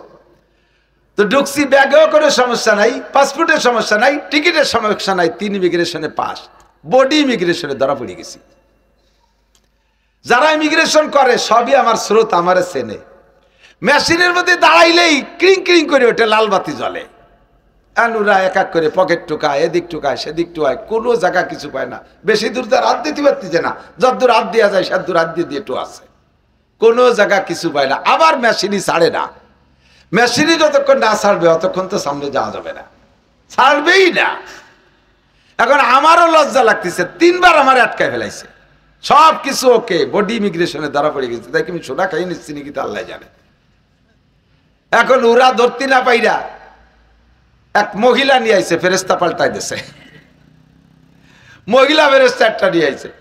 এ মহিলা আইসা কি জানি একটা মেশিন আমার দিকে এরম ধরে একটা লাইট মারলো, টর্চ লাইটের মতো। ও মাইরি দেখা, হুজুর আপনার এই পকেটে একটা ছোট ডায়েরি আছে দেখেন, ওই ডায়েরির ডায়ালের মধ্যে দেখেন একখান ব্লেড আছে। ডায়েরির ডায়ালের মধ্যে একখান ব্লেড আছে। সত্যি খুলে দেয় যে ওর মধ্যে একখান ব্লেড। কবে জন্য কোন জায়গায় নখ কাটতে যে রাস্তাঘাটে ফেলাবো, অ্যাক্সিডেন্ট হবে, এই জন্য ওই ডায়ালের মধ্যে থুয়ে দিছি। আর তা সেই জায়গায় আজকে বডি ইমিগ্রেশনে ধরা পড়ে গেছে। আমি আশ্চর্য, উরি বাবা, এ মহিলা কত বড় বুজুর্গ, কিভাবে টের পারলো আমার এই মোবাইল ডায়েরির মধ্যে ব্লেড রয়েছে। মেশিনই ধরাই দিছে। দোস্ত, কিয়ামতের ময়দানে লা তাজুলু কদমা ইবনি আদম ইয়াউমাল কিয়ামতি হাত্তা ইউসালানা আরবা। 4টি ইমিগ্রেশন পাস করার আগ পর্যন্ত আপনাকে জান্নাতে ঢুকতে দেওয়া হবে না। 4টি ইমিগ্রেশন হবে আপনার। 1 নম্বরে আন উমরিহি ফিমা, আপনা গোটা জিন্দেগির হিসাব হবে তুমি কোথায় কি করেছো। 2 নম্বরে আমার প্রাণ প্রিয় বন্ধু যুবকরা মনে রাখবা, আন শাবাবিহি ফিমা আবলা, যৌবনকালটা কোথায় কিভাবে কাটাইছো একটু বলে যাও। যৌবনকালে যা সম্ভব বৃদ্ধকালে তা সম্ভব না। যৌবনকালে ইচ্ছা করলে বাইসাইকেল চালায় চরমুনায় যেতে পারবা। যৌবনকালে ইচ্ছা করলে বাইসাইকেল চালাইয়া তুমি ইস্তেমার ময়দানে 31শে জানুয়ারি, 1লা 2রা ফেব্রুয়ারি তুমি ইস্তেমায় যাইতে পারবা। যৌবনকালে ইচ্ছা করলে বাইসাইকেল চালায় কক্সবাজার কুয়াকাটা যাইয়া যা যা কাম কুকাম আছে সব করে আসতে পারবা। যৌবনকালে ইচ্ছা করলে রাতের পর রাত তুমি গান শুনতে পারো। হিন্দুদের দুর্গা পূজা, কালী পূজা, সরস্বতী পূজা, লক্ষ্মী পূজা উপভোগ করতে পারো। যৌবনকালে ইচ্ছা করলে রাতভর মদ গাঁজা আবা ফেন্সিডিন হিরোইন খাইতে পারো। যৌবনকালে ইচ্ছা করলে শীতের রাত্রে ঠান্ডা পানিতে গোসল কইরা তুমি দাঁড়িয়ে দাঁড়িয়ে ফজর পর্যন্ত নামাজও পড়তে পারো। বয়স হয়ে গেলে বৃদ্ধকালে ঠান্ডা পানি তো দূরের কথা, আরে গরম পানি দিয়ে ওযু বানাই দিল, 1 হাত ধুয়ে সে হাত মুছাইয়া জ্যাকেটের মধ্যে ঢুকাইয়ে তারপরে আর 1 হাত ধোয়ানো লাগে, নইলে বুড়োর প্যারালাইসিস শুরু হয়ে যায়, স্টক করে পড়ে যায়, থরথরায় কাঁপে। 3টে 4টে ল্যাব দিয়ে ঠাইসে ধরে আগুন তাপ হাসার সাথে মিশে না ধরা পর্যন্ত ঘুম আসে না, গরম হয় না গা। এই হলো বুড়োকালের সমস্যা। কথা কর না কেন? 1 ওয়াক্তের নামাজে 3 প্রকারের নামাজ পড়তে 3 বার ওযু বানানো লাগে। প্রথম ওযু বানায় যে সুন্নত পড়ছে এর মধ্যে সুমো দিয়ে বেরোই চলেছে, না তা গেল না। কি হয়েছে? কাকা পেশাব আইছে। বাইরে যে পেশাব করে যে ওযু বানায় আবার ফরজ নামাজ পড়ছে, আবার পট করে বেরোইছে। কি হয়েছে? কয় যে শেষ বইটাকে কি কিছু ছুটিয়ে গেল নাকি, টের পাচ্ছি না কিরম কিরম যেন ঠেকতেছে। বাইরে যে ওযু বানাইছে আবার 2 রাকাত সুন্নত। বুড়োকালে 1 ওয়াক্তের 3 প্রকারের নামাজ পড়তে 3 বার ওযু করা লাগে। আর যৌবনকালে সকাল 9টায় গোসল করবা, 9টার গোসলের ওযু দিয়ে ইচ্ছা করলে ঈশার নামাজও পড়ে শুতে পারো। এমন সুস্থ বডির অধিকারী যুবক আছে না নাই? এই জন্য আল্লাহ পাক যৌবনকালের আলাদা হিসাব নেবে। আরে দরজবানি তওবা কর দেন শিবায়ে পয়গম্বরিস ওয়াক্তে ফিরি গুরকে জালেম মিশাওয়াত পরহেজগার। যৌবনকালে ইবাদত করা নবীওয়ালা স্বভাব। সব নবীরা যৌবনকালে ইবাদত করেছে, কোন নবী যৌবনকালে অন্যায় করে নাই। কাজেই তুমি যদি যৌবনকালটাকে কন্ট্রোল করতে পারো, কিয়ামতে নবীদের সাথে জান্নাতে যাইবা। বুড়ো হয়ে গেলে রয়্যাল বেঙ্গল টাইগার পর্যন্ত মুরিদ হয়ে যায়, বাঘ পর্যন্ত ভালো হয়ে যায়। নিজে চোখে দেখে আসছি। একবার গেলাম শরণখোলা যাইয়া 2 দিন মাহফিল, রাত্রে মাহফিল করছি, পরে রাত্রে মাহফিল একেবারে সুন্দরবনের গায়ে। চিন্তা করলাম যে এত কাছে আইছি যখন ফাও এমনি তো মানুষ পয়সা খরচ করে সুন্দরবন শিক্ষা সফরে আসে, আর আমার তার পয়সা লাগতেছে না, একটু ভিতরে ঢুকবো। তাগড়া 5-6 জনরে নিয়ে গেলাম যে চলে আর জঙ্গলের মধ্যেই যাব। ওরে ঘন জঙ্গল, সামনে 3 জন পিছনে 3 জন দিয়ে আমি মাঝে দাঁড়ালাম যে খাইলে ও গেটটা খাইয়ে তারপরে আমাকে মেনে। তারপরও আমি কদম বাড়াতে পারতেছি না। জঙ্গলের ভিতরে গেলে এই জায়গায় বসে টের পাবেন না, সুন্দরবনের ঘরেও জঙ্গল, হেতালি বাগানের ভিতরে যখন ঢুকবেন মনে হয় যেন কোন ফাঁক দিয়ে এসে ধরে। আর সে সময় হুশ থাকে না। আমি কই আমার মাঝে দে, তোরা আগে পাশে থাক। ওরা আবার ভয় দিয়ে দিল, কয় হুজুর বাগরে তো চেনেন না, ও আগা ভাষা বোঝে না, যেডারে টার্গেট করে মাঝের তো সেডারে নিতে পারে। আমি কই তালি যাব না। যদি ওরা চিন্তা করে যে এগুলো তো আগের তে দেখি নতুন ডারে ধরি, তাহলে তো আমার মারিয়ে যাবে। একদিন ঘুরে আসছি, ফিরে দিন আর এক জায়গায় যে আর এক রুটে যাব। ওই রুটে যাওয়ার সময় আল্লাহু আকবার, যে দেখি চার পারে ছোট্ট একটা খাল, চার দিয়া বাঁশের চার পারে উপার যে সুন্দরবন। চারের গোড়ায় গিয়ে দেখি চারের উপার মুরব্বী একজন বসা। এই পর্যন্ত হবে তো বড়, 7-8 হাত লম্বা। আল্লাহ বসে রয়েছে। আমি বললাম যে যা দেখবো বলে আইসি, দেখা হয়ে গেছে, আর উবার আমার যার কায়দা নেই। ওরা কয় হুজুর চলেন যে। আমি কই যে গোড়ায় বসা দেশ দিয়া। কয় যে ওই বাঘটা আজ 1 সপ্তাহ ওই জায়গা নড়াচড়া নাই, বৃদ্ধ হয়ে গেছে। আগে লাভ দিলে সামনের দিক 22 হাত যেত, এখন লাভ দিতে যে কোন দিমারে পিছ হয়ে যায় সেটুকু উঠতে পারে না। শিকার মিকার নাই, ও যে কি খায়। 1 সপ্তাহ ধরে ওরে চারের গোড়ায় দেখতেছি কোনো নড়াচড়া নাই। আর হরিণী তো বাঘ দেখলি তার কাছে আসবে না, অন্যাসে তার আসবে না যে কাকা আমি আইছি আমার দেরি স্মৃতি খান, এরকম আসবে নাকি? যেই দেখে সে সরে চাই, শিয়াল বান্দর টান্দর যা শিকার করে খায় সব ছুরি। 1 সপ্তাহ ওই জায়গা বসা। আমি ওয়াজ সংগ্রহ করলাম, আল্লাহু আকবার। দর জওয়ানি তওবা করদান সেবায়ে পয়গম্বরিস। ও বাঘ যদি তোমার যৌবন কালে এরকম বসে তসবিহ টিপতে, তাহলে বুঝতাম যে তুমি বুজুর্গ হইছো, চরমনে হুজুর কাছে মুরিদ হইছো। বুড়ো কালে এখন লাভ দিলি সামনের দিক যাও না, পিছিয়ে যাও, এই জন্য সারের গোড়ায় বসে বসে তসবিহ টিপতেছ। হ্যাঁ, নড়াচড়া করতে পারে না, সব বুড়ো সাইজ হয়ে গেছে। এই সমস্ত এখন যে কয়জন বুড়ো 80, 85, 70, 75 বছর বয়স, এই রাস্তা সে সময় এত ভালো ছিল না। গোপালগঞ্জ হাইটে চলে গেছেন, কথা কন না কে? ফরিদপুর হাইটে যে কোট করছেন, আপনাদের পায়ের ধাক্কায় জমি কাঁপছে। আর এখন সেই সব বুড়ো সিংহের মতো, ওই যে শেখ সাদি রহমতুল্লাহ কিসা, এক বুড়ি বসি রং ঘষি ঘষি কালো করছিল কেশ। কহিলাম গো বুড়িমা, তোমার বুদ্ধি তো আছে বেশ, পাকা চুল কালো হইবে হয়তো, কালো রং মাখাইলে কুজো পিটতব হবে না কো সোজা, হাজারো মালিশ দিলে। বুড়ি এবার জবাব দেয়, আল্লাহ সিংহের মতো শক্তি সাহস সব হয়ে গেছে গত, কোন মতে আজ বেঁচে আছি ভাই খ্যাকশিয়ালের মতো। সাদি তুই আমারে ঠাট্টা করতেছিস? আমি এই বাস্তে যখন নতুন বউ হয়ে আসছিলাম, আমার স্বামীর অনেক ছাগল এই পাহাড়ের পাদদেশ দিয়ে চড়াইতো। স্বামী কাজে চলে যেত, আমাকে এই ছাগল দেখার দায়িত্ব দিয়েছিল। মাঝে মাঝে বাঘে এসে আমার ছাগলের পালের মধ্যে আক্রমণ করত। একদিন একটা বাঘে এখান থেকে একটা ছাগল ধরে নিয়ে গেছে। আমি সেই মহিলারে সাদি, আমি দৌড়ে গিয়ে বাঘরে ধরে তার গলা চিপে ধরে আমার হাতের মধ্যে মেরে ফেলছিলাম, আর আমার ছাগল কাটিয়ে নিয়েছিলাম। বাঘের মুখের থেকে ছাগল কাড়া সিংহ ছাড়া কেউ পারে না। আমি সেই সিংহ মহিলা, সিংহের মতো শক্তি সাহস সব হয়ে গেছে গত, কোনো মতে আজ বেঁচে আছি ভাই খ্যাকশিয়ালের মতো। আজকে আমি খ্যাকশিয়ালের মতো পড়ে রয়েছি, নড়াচড়া নাই। কাজেই তোমার যৌবন কালটা ভেরি ভেরি ইম্পর্টেন্ট টাইম, এটাকে কাজে লাগাও। আন উমরিয়ান শাবাবি ফি মাবলা। 2 নম্বর ইমিগ্রেশন। এ যুবক, কতবার দাড়ি কাটছো, কতটা তাড়িয়ার বিড়িয়ার মদ আর সিগারেট আর গাঁজা আর ইয়াবা খাইছো, রাতের কত ঘন্টা ফেসবুক আর ইউটিউবে ল্যাংটা ছবি দেখেছো, কত জায়গা প্রেম আলাপ করেছো, সব হিসাব তোমার দেয়া লাগবে। আজকে কি বার গেল? মঙ্গলবার। গত মঙ্গলবার সকালে কি খাইছো কেউ কইতে পারবা না। 99% মানুষ তাড়াতাড়ি বলতে পারবেন না গত মঙ্গলবারে সকালে কি খাইছেন। একটা সপ্তাহের হিসাব তুমি দিতে পারবা না। গোটা জিন্দেগির হিসাব কিভাবে দিবা? যৌবনকালের হিসাব কিভাবে দিবা? হিসাব দিতে পারবা না। ওয়া আন মালিহি মিন আইনা ইকতাসাবা ফিমা আনফাকা। এবার তোমার ব্যাগেজ চেক হবে, মাল ব্যাগেজ চেক হবে। মাল ব্যাগেজের মধ্যে কি আছে, লাগেজের মধ্যে কি আছে। আল্লাহ নবী বলেন আন মালিহি মিন আইনা ইকতাসাবা ফিমা আনফাকা। মাল কোত্থেকে কামাই করেছো, কোথায় খরচ করেছো, জবাব দিয়ে যাও। কোত্থেকে কামাই করেছো, কোথায় খরচ করেছো? হালাল ভাবে রক্ত পানি করে খরচ করেছো, ইনকাম করেছো, আবার খরচ করেছো হারাম ভাবে। সারা দিন ভরে ভ্যান চালাইয়া, এই ভাঙ্গা রাস্তায় দিয়ে ভ্যান চালাইয়া মাথার গাম পায়ে চলে গেছে। 500 টাকা কামাই করেছো, সপ্তাহে 500টা 3500 টাকা কামাই করেছো। শনিবারে ব্যারাক অ্যাডামস কারিতাস বিআর দেবী স্বনির্ভর জাগরণী চক্র আশা প্রশিকা গ্রামীণ ব্যাংকের অফিসারকে কিস্তি দাও। কামাই করছো হালাল ভাবে, আবার খরচ করতেছো তুমি সুদে দিনা পরিশোধে। এইটা তুমি অন্যায় করেছো। এই অন্যায় কেন করেছো জবাব দিয়ে যাও।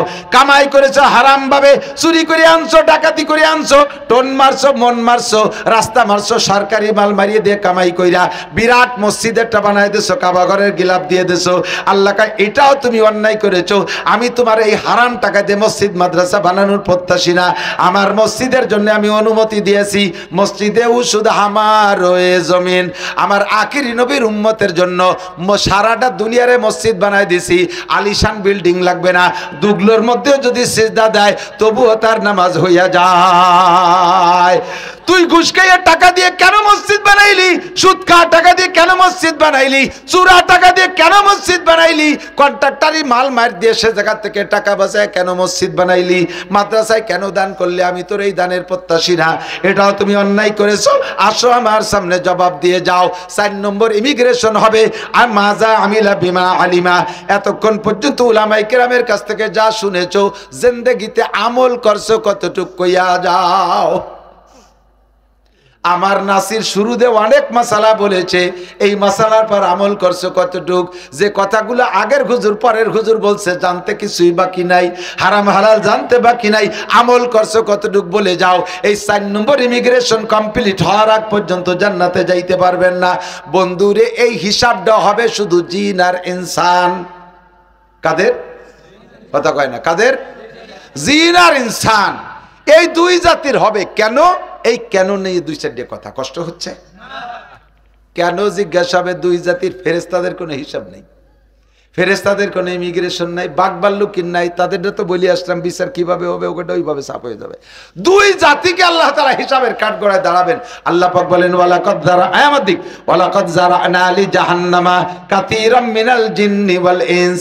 বিশাল জাহান্নাম বানাইছি, আর এই জাহান্নামকে ভরার জন্য জিন আর ইনসানদের থেকে বিরাট একটা বাহিনী আমি তৈরি করে রাখছি। অর্থাৎ জিন আর ইনসানদের বিরাট একটা বাহিনীর জন্য আমি জাহান্নাম তৈরি করে রাখছি। ওর ভিতরে জিন আর ইনসান যাবে, আর কেউ যাবে না। কাতীরাম মিনাল জিন্নি ওয়াল ইনস। জিন আর ইনসান কেন যাবে? কেন যাবে? কয় জিন আর ইনসানকে আমি 2টা জিনিস দিয়েছি, এইটা অন্য কাউকে দেই নাই, এইটা অন্য কাউকে দেয় আমার দিক, অন্য কেউ এই 2টা জিনিস দেই নাই। 1 নম্বরে জিন আর ইনসানকে আমি পূর্ণ স্বাধীনতা দিয়েছি, যেই স্বাধীনতা অন্য কোন প্রাণীকে দেই নাই। কি দেশে কথা কয় না? বুঝতেছেন না? স্বাধীনতা। 1 নম্বরে স্বাধীনতা দিয়েছি, অন্য কেউরে দেই নাই। 2 নম্বরে পূর্ণ জ্ঞান দিয়েছি, এই জ্ঞানও অন্য কেউরে দেই নাই। হাতির এত বড় মাথা, 1 মণ গিলু তার মাথার মধ্যে, কিন্তু তার এই গিলু দিয়ে সে বুদ্ধি খাটাইয়া একটা সুইও বানাতে পারে না। কথা কয় না? জিব্রাইলের এত ক্ষমতা, এত ক্ষমতা, 104 খানা আসমানি কিতাব জানে, জিব্রাইল মোবাইল বানাতে পারে না। মিকাইল আলাইহিস সালাতু ওয়াস সালাম মেঘ চালায় দুনিয়া বইরা, কিন্তু মাইক্রোফোন বানাতে পারে না, কম্পিউটার বানাতে পারে না। একটা ফেরেশতা আমাদের প্রয়োজনীয় প্রযুক্তির কিছুই বানাইতে পারে না। আল্লাহ তাআলা তাদেরকে এই মেধা দেয় নাই। আল্লাহু আকবার। ফেরেশতাদেরকে পর্যন্ত আল্লাহ স্বাধীনতা দেয় নাই। ও দোস্ত, এত বড় বাঘ, যেই বাঘের কিচ্ছা শুনাইলাম, রয়্যাল বেঙ্গল টাইগার, এই বাঘটা যদি একটা বাঘ যদি গোপালগঞ্জ আসছে বলে খবর পান, এই সুন্দরবনের একটা বাঘ গোপালগঞ্জ ওই পাটগাতি ব্রিজ পার হয়ে এবার চলে আইছে, এ খবর শুনলি এ জায়গায় একজনও থাকবেন? অথচ এক বাঘে কি আমাকে এই গোপালগঞ্জের 7-8 লাখ মানুষ খাই পারবে? প্রত্যেকের মনে হবে যে বাঘ আমারই ধরবে, ঠিক না?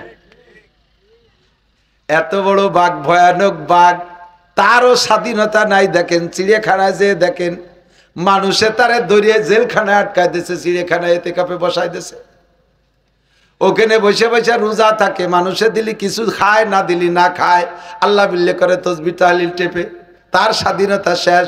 সুন্দরবনের মধ্যে যে চিড়িয়াখানার মধ্যে যে দেখেন 8টা-10টা সিংহ আছে, বনের রাজা সিংহ, তার স্বাধীনতা শেষ করে দিয়েছে, জেলখানার মধ্যে আটকায় দিয়েছে, বসে বসে আল্লাহ বিল্লে করে। অত বড় হাতিটা চিড়িয়াখানার মধ্যে গিয়ে দেখলাম তার স্বাধীনতা শেষ। 4 হাত পায়ে শিকল যে বাঁধে থুইছে, তার নিজের বাচ্চারও সে নিজে তত্ত্বাবধান করতে পারছে না, তারও স্বাধীনতা শেষ। 22 লাখ টাকা দামে একটা ষাঁড় বিক্রি হয়েছে গাবতলির হাটে, 2 টন 50 মণ ওজন তার গায়ে, 50 মণ গোস্ত হয়েছে সেই ষাঁড়টার গায়ে। এত বড় ষাঁড়ারও স্বাধীনতা নাই। যে কের খেতে যাইয়া ফসল খাওয়ার অধিকার তার নাই, অন্যকের ফসল ক্ষেতের মধ্যে গেলে কেড়াল দিয়ে বাড়ায় তার মুখ ভাঙিয়ে ফেলাই দেবে, নাক ফাটায় ফেলাই দেবে। তোর মাতুব বাড়ি আছে, তোর মালিকের জমিতে আল্লাদ আছে, আমার জমির ফসল তোরে খাতি দেব না। গরুটারও স্বাধীনতা নাই, কথা কোন ঠিক না? কিন্তু মানুষের স্বাধীনতা আছে না নাই? তোমার মনে চাইলে মসজিদে যাবা, মনে চাইলে মন্দিরে যাবা, মনে চাইলে মাদ্রাসায় যাবা, মনে চাইলে স্কুলে যাবা। তুমি মাদ্রাসায় যাওয়ার সময় পালকি পাঠাই দিয়ে আনবো না, স্কুলে যাওয়ার সময় ঠ্যাং ভেঙে দেবো না, মসজিদে আসার জন্য গাড়ি পাঠায় দেবো না, মন্দিরে যাওয়ার সময় তোমার ঠ্যাং ভেঙে দেবো না। ইচ্ছে করলে বিয়ে করবা, বিয়ের টাকা আমি আল্লাহ দেবো না। আবার ইচ্ছে করলে জেনা করবা, সে সময় তোমার জুতো দিয়ে পিটেবো না। তুমি মনে চাইলে মধু খাইবা, দুধ খাইবা, শরবত খাইবা, পান খাইবা, পানি খাইবা, এর জন্য আমি আল্লাহ নিজে হাতে গিলাস ভরে তোমারে ধরাই দেবো না, ওটাও তুমি সংগ্রহ করে খাবা। আবার মনে চাইলে মদ গাঁজা বা ফেন্সিডিল খাবা, সে সময় তোমার মুখখান্ডে প্যারালাইসিস করে দেবো না। তোমার মনে চাইলে তুমি কোরআন শরীফ পড়তে পারো, আবার মনে চাইলে তুমি অন্য কিছু গান বাজনা গাইতে পারো, গান গাওয়ার সময় তোমার মুখখান্ডে প্যারালাইসিস করে দেবো না। আরে মনে চাইলে তুমি ডান হাত দিয়ে মানুষের সাথে মুসাফা করে নেকি কামাই করতে পারো, মনে চাইলে স্ত্রীর সাথে মুসাফা করতে পারো, আবার মনে চাইলে কলেজের গার্লফ্রেন্ডের সাথে মুসাফা করে তুমি সেখানেও অন্যায় করতে পারো। তোমার এ জায়গা গেলে আমি কোলে করে আনবো না, আর ও জায়গা গেলেও আমি ঠ্যাং ভেঙে বাড়ি ফিরেই দেবো না। উভয় দিকের স্বাধীনতা আছে না নাই? উভয় দিকের স্বাধীনতা আছে না নাই? আর পরিপূর্ণ জ্ঞানও কেউ যা বানাতে পারে না, মানুষে তাই পারে। একটু বিলের মাথার মতো একটা মাথা, এর মধ্যে পটাখানি গিলু, ওরে বুদ্ধির বুদ্ধি, সুবহানাল্লাহ। এই যে রকেট বানাইয়া সেই মঙ্গল গ্রহে গেছে, এই বুদ্ধি দিয়ে রকেট বানাইয়া চাঁদে যায়, এই বুদ্ধি দিয়ে রকেট বানায় মধ্যাকর্ষণ স্টেশন বানায়, সেই জায়গা জমি কিনাবে শহরে 6 মাইল মাটির নিচে কি আছে, 1 মুঠ মাটি ধরে না শুয়ে কয়ে দিতে পারে। এত বুদ্ধি তোমারে দিছি, এত বুদ্ধি তোমারে দিছি যা অন্য কেউরে দেই নেই। স্বাধীনতার বুদ্ধি এই দুটো দেওয়ার কারণে তোমাদের 3 জাতির 2 জাতির হিসাব হবে আমার কাছে, আর জাহান্নামে তোমাদেরকে দিয়ে ভরবো। তোমাদেরকে 3টি অঙ্গ দিছি, এই 3টি অঙ্গরে কাজে লাগাইলে তোমার ওই স্বাধীনতাকে জাগা মতো ব্যবহার করতে পারবা। ফামান শাহ ফাল্যুমিন ওমান শাহ ফাল্যাকফুর। আল্লাহ ক্লিয়ার বলে দিচ্ছে, যার মনে চায় ঈমান আনো, যার মনে চায় না ঈমান আনো না। যার মনে চায় আল্লাহকে আল্লাহ বলে মানো, নবীকে রাসূল বলে মানো, কোরআনকে শেষ কিতাব বলে মানো। আর যার মনে চায় না মানো না। আমি তোমার দুনিয়ায় কিছুই বলবো না, খাবার দাবার বন্ধ করে দেব না, পানি বন্ধ করে দেব না, তোমার ক্ষেত খাবারের ফসল উৎপাদন বন্ধ করে দেব না, তোমার সন্তানাদি প্রোটেকশন বন্ধ করে দেব না। তুমি আমার আল্লাহ বলে স্বীকার করো না, তুমি অমুসলমান, হিন্দু, বুদ্ধ, খ্রিস্টান, এর কারণে তোমার ছেলে মেয়ে হবে না তা না। আমি সবগুলোই রানিং রাখবো। দুনিয়ায় স্বাধীনতা দিয়েছি, স্বাধীনতাকে যদি ডান দিক ব্যবহার করো তাহলে তোমার জন্য রয়েছে পুরস্কার, স্বাধীনতাকে যদি বাম দিক ব্যবহার করো তাহলে তোমার জন্য রয়েছে তিরস্কার। তুমি ভালো করে জেনে নাও, এই স্বাধীনতা দিয়ে ছেড়ে দিছি, উঠতে থাকো। আমি সাথে সাথে কিছু কই না, সাথে সাথে কিছু কই না। ফামা কিলিল কাফিরিনা আমি হিলহুম রুয়াইদা। আমি সুযোগ দেই, সুবিধা মতো, সময় মতো আমি ধরি। আমি ছাড় দেই কিন্তু ছেড়ে দেই না, আয়োজক আর কায়লোক ধরি। তবে তুমি জেনে নিও যুবক, যেদিন ধরবো সেদিন তোমার 14 গোষ্ঠী আমার হাতেতে ছুটোতে পারবে না। সারা বাংলাদেশের সমস্ত ক্ষমতা, সারা বাংলাদেশের সমস্ত ক্ষমতা তোমার হাতে থাকা সত্ত্বেও তুমি টিকতে পারবে না। আমি যেদিন ধরবো সেদিন তুমি আমার হাত থেকে ছুটতে পারবে না। কথা বলেন ঠিক ঠিক না? আল্লাহ কা ইন্না বাদশা রাব্বিকা লা শাদীদ, ইন্না বাদশা রাব্বিকা লা শাদীদ। দোস্ত রাজনীতি না, প্র্যাকটিক্যালে বোঝানোর জন্য আমি উদাহরণ বলছি। ভুল বুঝবেন না, আমার দিক তাকান, ভুল বুঝবেন না। আল্লাহ তাআলা যদি কেউকে হারাইতে চায়, দুনিয়ার কেউ তারা জিতাইতে পারে না। কথা কন না কেন? ঠিক না? আমাদের আওয়ামী লীগের ক্ষমতার অবস্থাটা বাস্তব দেখেন। মাননীয় প্রধানমন্ত্রী জননেত্রী শেখ হাসিনা, আমি সম্মানের সাথে নাম উচ্চারণ করি, আগাগোড়া সবসময়, ওনার হাতে সেনাবাহিনী, ওনার হাতে পুলিশ, ওনার হাতে বিডিআর, ওনার হাতে আনসার, ওনার হাতে র্যাব, ওনার হাতে বিমান বাহিনী, ওনার হাতে নৌবাহিনী, ওনার হাতে ছাত্রলীগ, ওনার হাতে যুবলীগ, ওনার হাতে কৃষক লীগ। বাংলাদেশের অবশ্যই এখনো পর্যন্ত পার্ট পার্ট হিসেবে আলাদা করে আওয়ামী লীগের জনসংখ্যা বেশি, সব প্রধানমন্ত্রীর সাথে থাকলো, তারপরও টিকতে পারলো না। এটাই প্রমাণ জনশক্তিতে কিছু করে না। আল্লাহ পাক যদি ধরে তাহলে তার হাত থেকে ছোটা যায় না। কথা কোন ঠিক ঠিক না? জোরে বলেন ঠিক ঠিক না? সাবধান, সতর্ক থাকবা। আল্লাহ পাক বলে, এ যুবক, পাগলামি করিস না, আমি যেদিন ধরবো সেদিন ছুটতে পারবি না, আমি যেদিন ধর্ম সেদিন ছুটতে পারবি না। ইন্না বাদশা রাব্বিকাল শাদীদ, স্বাধীনতাকে কাজে লাগাও, যৌবনকালকে কাজে লাগাও, এই সময়টাকে কাজে লাগাও, অর্থকে কাজে লাগাও, তাহলে আল্লাহ পাক রব্বুল আলামিনের পক্ষ থেকে আসমানি রহমত নাজিল হবে। কথা বলুন ঠিক কি ঠিক না? আল্লাহু আকবার। তো দোস্ত, এই আমাকে এই স্বাধীনতাকে কাজে লাগানোর জন্য আল্লাহ তাআলা তিনটি অঙ্গ দিয়েছে। কয়টা? তিনটি অঙ্গ। কয়টা?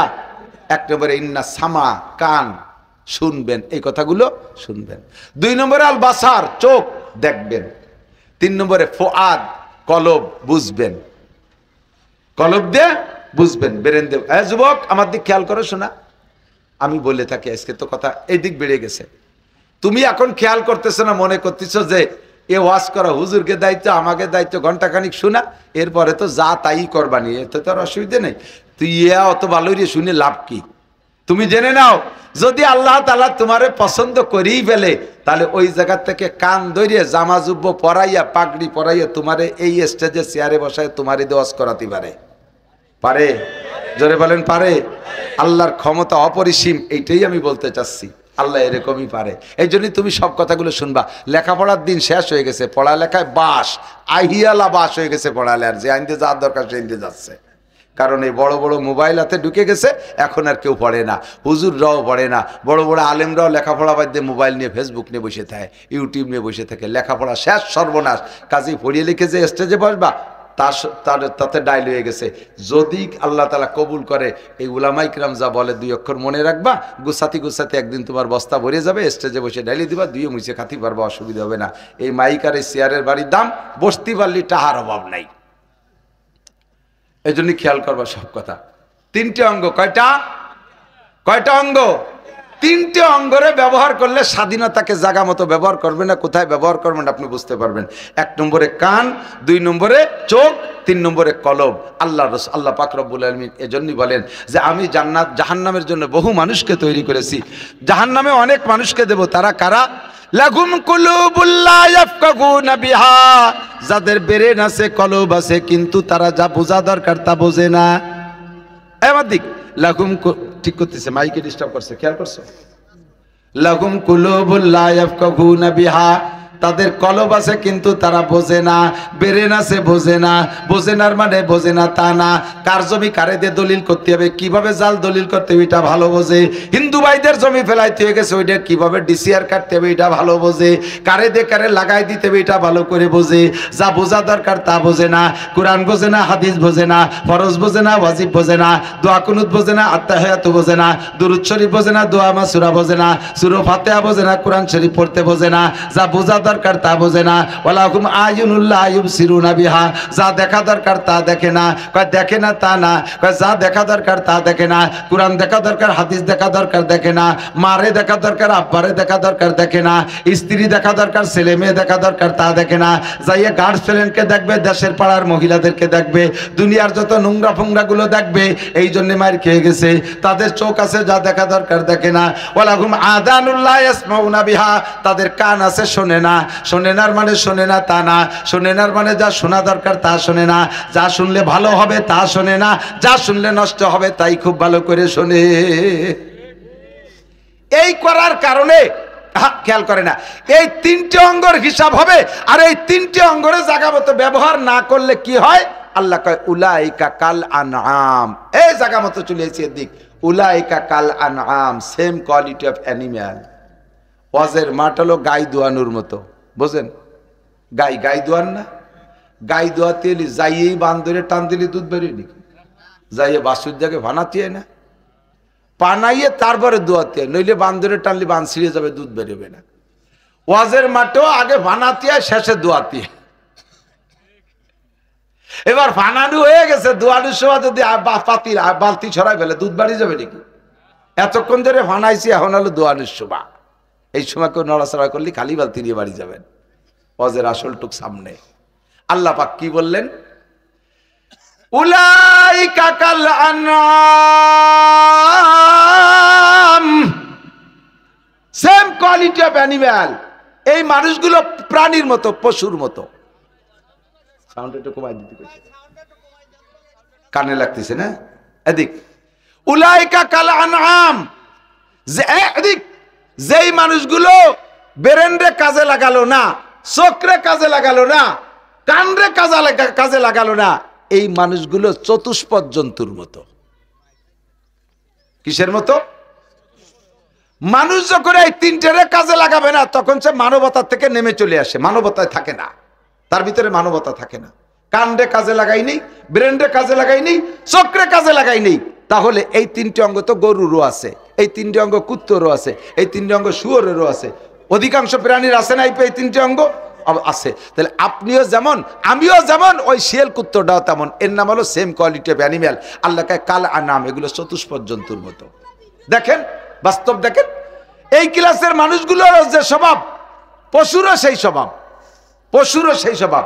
একটা গরু এই জায়গা কারাই করে ধর দি, দাঁড়াই করে ধর,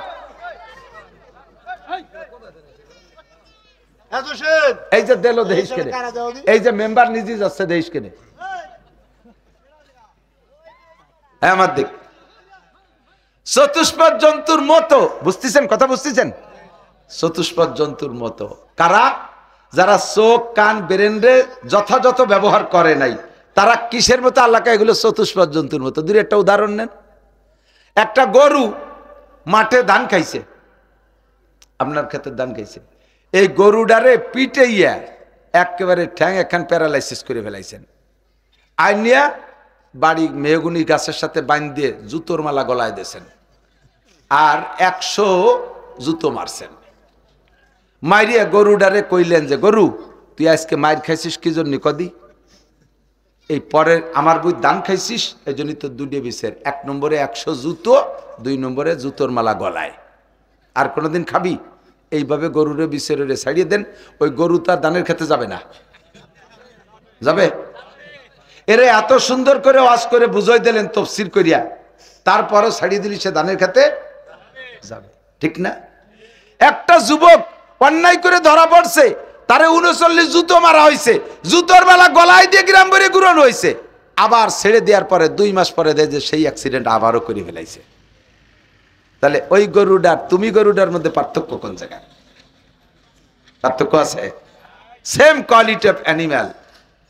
নবী পাক বলেন, আমার উম্মত এই প্রাণীর রূপ নিয়ে জাহান্নামে যাবে, বিভিন্ন প্রাণীর রূপ নিয়ে এই রূপে জাহান্নামে যাবে।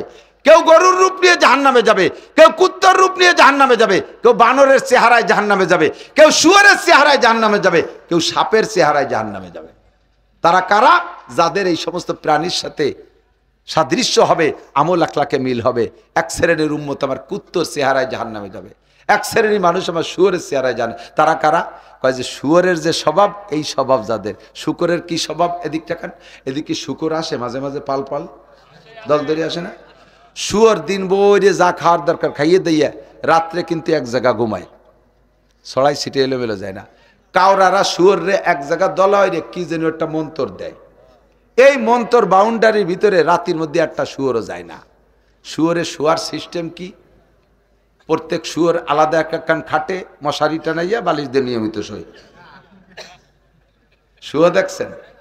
একটার পর একটা, তার উপরে আর একটা, একটার ফাঁসার পর আর একটার মাথা, আর একটার বেকায়দা জায়গা আর একটার মাথা, এইভাবে মুখ দিয়ে গাদাইয়ে শোয়। এই জন্য কেউ যদি কোনো জায়গা ঘন হয়ে যায়, শুয়োর গাদা দেশে কয় না এরকম শুয়োর গাদা, তার মানে শুয়োর শরীরম গাদা দিয়ে। এরপরে শুয়োর এভাবে থাকলো ঘুমাই থাকলো, শেষ রাত্রে উঠে তো শুয়োররা তাহাজ্জুদ পড়ে, ফজরের নামাজ তো পড়ে সকালে ঘুমের তো উঠে মেশক করে দাঁত মেজে ফজরের নামাজ পড়িয়ে টড়ে এরপরে চা রুটি পরোটা এগুলো খায়। কি করে? শুয়োরে যা করে মানুষও তাই করে। এই শুয়োরে কি করে সবার জানা আছে। সেম এক শ্রেণী মানুষ রাতের 1টা 2টে 3টে পর্যন্ত এরা যা খুশি করি টরে যাইয়া 4-5 জন যুবক একসাথে এক খাটে বা এক বিছানায় শোয়। আল্লাহ, এরা আবার ফতোয়া দেয়, মানে খুব হিট মারে, কয় 2 হুজুরে এক ক্লেবের তলে শুতি পারে না, শুয়েই খালি ফতোয়া দেয় এভাবে শীতে সুন্নতের খেলাফ, উপরে সুন্নতের খেলাফ, গাছ সাথে একটু শোয়া লাগলে কয় কবিরে গোনা হবে না, হবে না, তা হবে না। আমরা যে 4-5 জন এক খাটে শুই, একজনের উপরে আর একজন, তার উপরে আর একজন, একজনের নাহের পার আর একজনের বেকায়দা, তার উপরে আর একজন কায়দা, এইভাবে আমরা দলা বলে শুয়েতেই সকালবেলা উঠে দিয়ে যে প্যান্টগুলো খাটের নিচে পড়ে গেছে, আমাকে কোনো অসুবিধা নেই, আমরা ফতোয়া দিই না। আল্লাহ কয় শুয়োর কয়টা যেমন শুইছিল তুমিও সেইরকম শুইছ। শুয়োরে যেমন গাদা মেরে শুয়ে রয়েছে, শেষ রাত্রি ওঠে নাই, শুয়োরের কানের মধ্যে আজান ঢোকে নাই, তোরও কানের মধ্যে আজান ঢোকে না। মুয়াজ্জিন আজান দেয়, আসসালাতু খায়রুম মিনান নাওম, নামাজ ঘুমের চেয়ে ভালো, এমন সুন্দর ডাক দেয়, হাইয়া আলা সালাহ হাইয়া আলাল ফালাহ, তোর কানের মধ্যে ঢোকে না। নবী পাক বলেন, মান নামা আন সালাতিল ফজরে ফাবারা শাইতানু ফি উযুনাইহি, যে ব্যক্তি ফজরের নামাজ না পড়ে ঘুমায় থাকে, শয়তান তার কানের মধ্যে পেশাব করে থই। এই জন্যই তোর কানের মধ্যে শুয়োরের কানের মতো আজান ঢোকে নাই, গাদা মারি শুয়ে রয়েছিস। সকালবেলা ফজরের সময় ওর আব্বা ঘুম থেকে উঠছে, তবলিগের লোক উঠে ডাকতেছে, ঘরের পাশে তওয়াফ করতেছে আর ডাকতেছে, জামাল ওঠ, কামাল ওঠ, লালটু ওঠ, বল্টু ওঠ, জুয়েল ওঠ, টুয়েল ওঠ, টুলু ওঠ, টুলুলু ওঠ, একটাও ওঠে না, শুয়োর গাদা দিয়ে শুয়ে রয়েছে। বুড়োটা কি ঢুকে নামাজ পড়িয়ে আইসে, স্টাক পড়িয়ে আইসে, যে দরজা খোলে নাই। এবার শুয়োর, ওই শুয়োরগুলো ওই যে শোয়া থাকে না গাদা মারিয়ে, রাতের মধ্যে কোনো জায়গায় যাতে পারে না, সকালবেলা ওই জায়গা থেকে তো সরাই নিয়ে ঘাস খাতে নিতে হবে। এই সময়ও যতক্ষণ পর্যন্ত মন্তর না দেয় ততক্ষণ পর্যন্ত ওই বাউন্ডারি খোলে না। এবার ওই কাউরারা একটা উল্টো মন্তর দেয়, উল্টো মন্তর দিলি সব শুয়োরের ঘুম ভেঙে যায়, তারপরে উঠে আর একদিক যায়। বেলা 9টার দিক ওরা রান্না বান্না করে খাইয়ে দিয়ে উল্টো মন্তর দিলি, তারপরে ওই ক্ষেত্রার বন্ধ ভেঙে যায়। সেম কোয়ালিটি বুড়ো মসজিদিতে নামাজ পড়ে এসে দেখে যে এই গাদা ওইরকম শুয়ে রয়েছে, এগারোটা শুয়ে মন্তর দেয়, এ শুয়োরের বাচ্চা উঠিস রে কা কর না কে, কয় কি কয় না, আমি নিজে শুনছি, হ্যাঁ শুয়োরের বাচ্চা উঠিস রে কা। তারপরে শুয়োরের বাচ্চা কয়টা উঠছে। উলাইকা কাল আনআম, এগুলো শুয়োরের চেহারায় জাহান্নামে যাবি।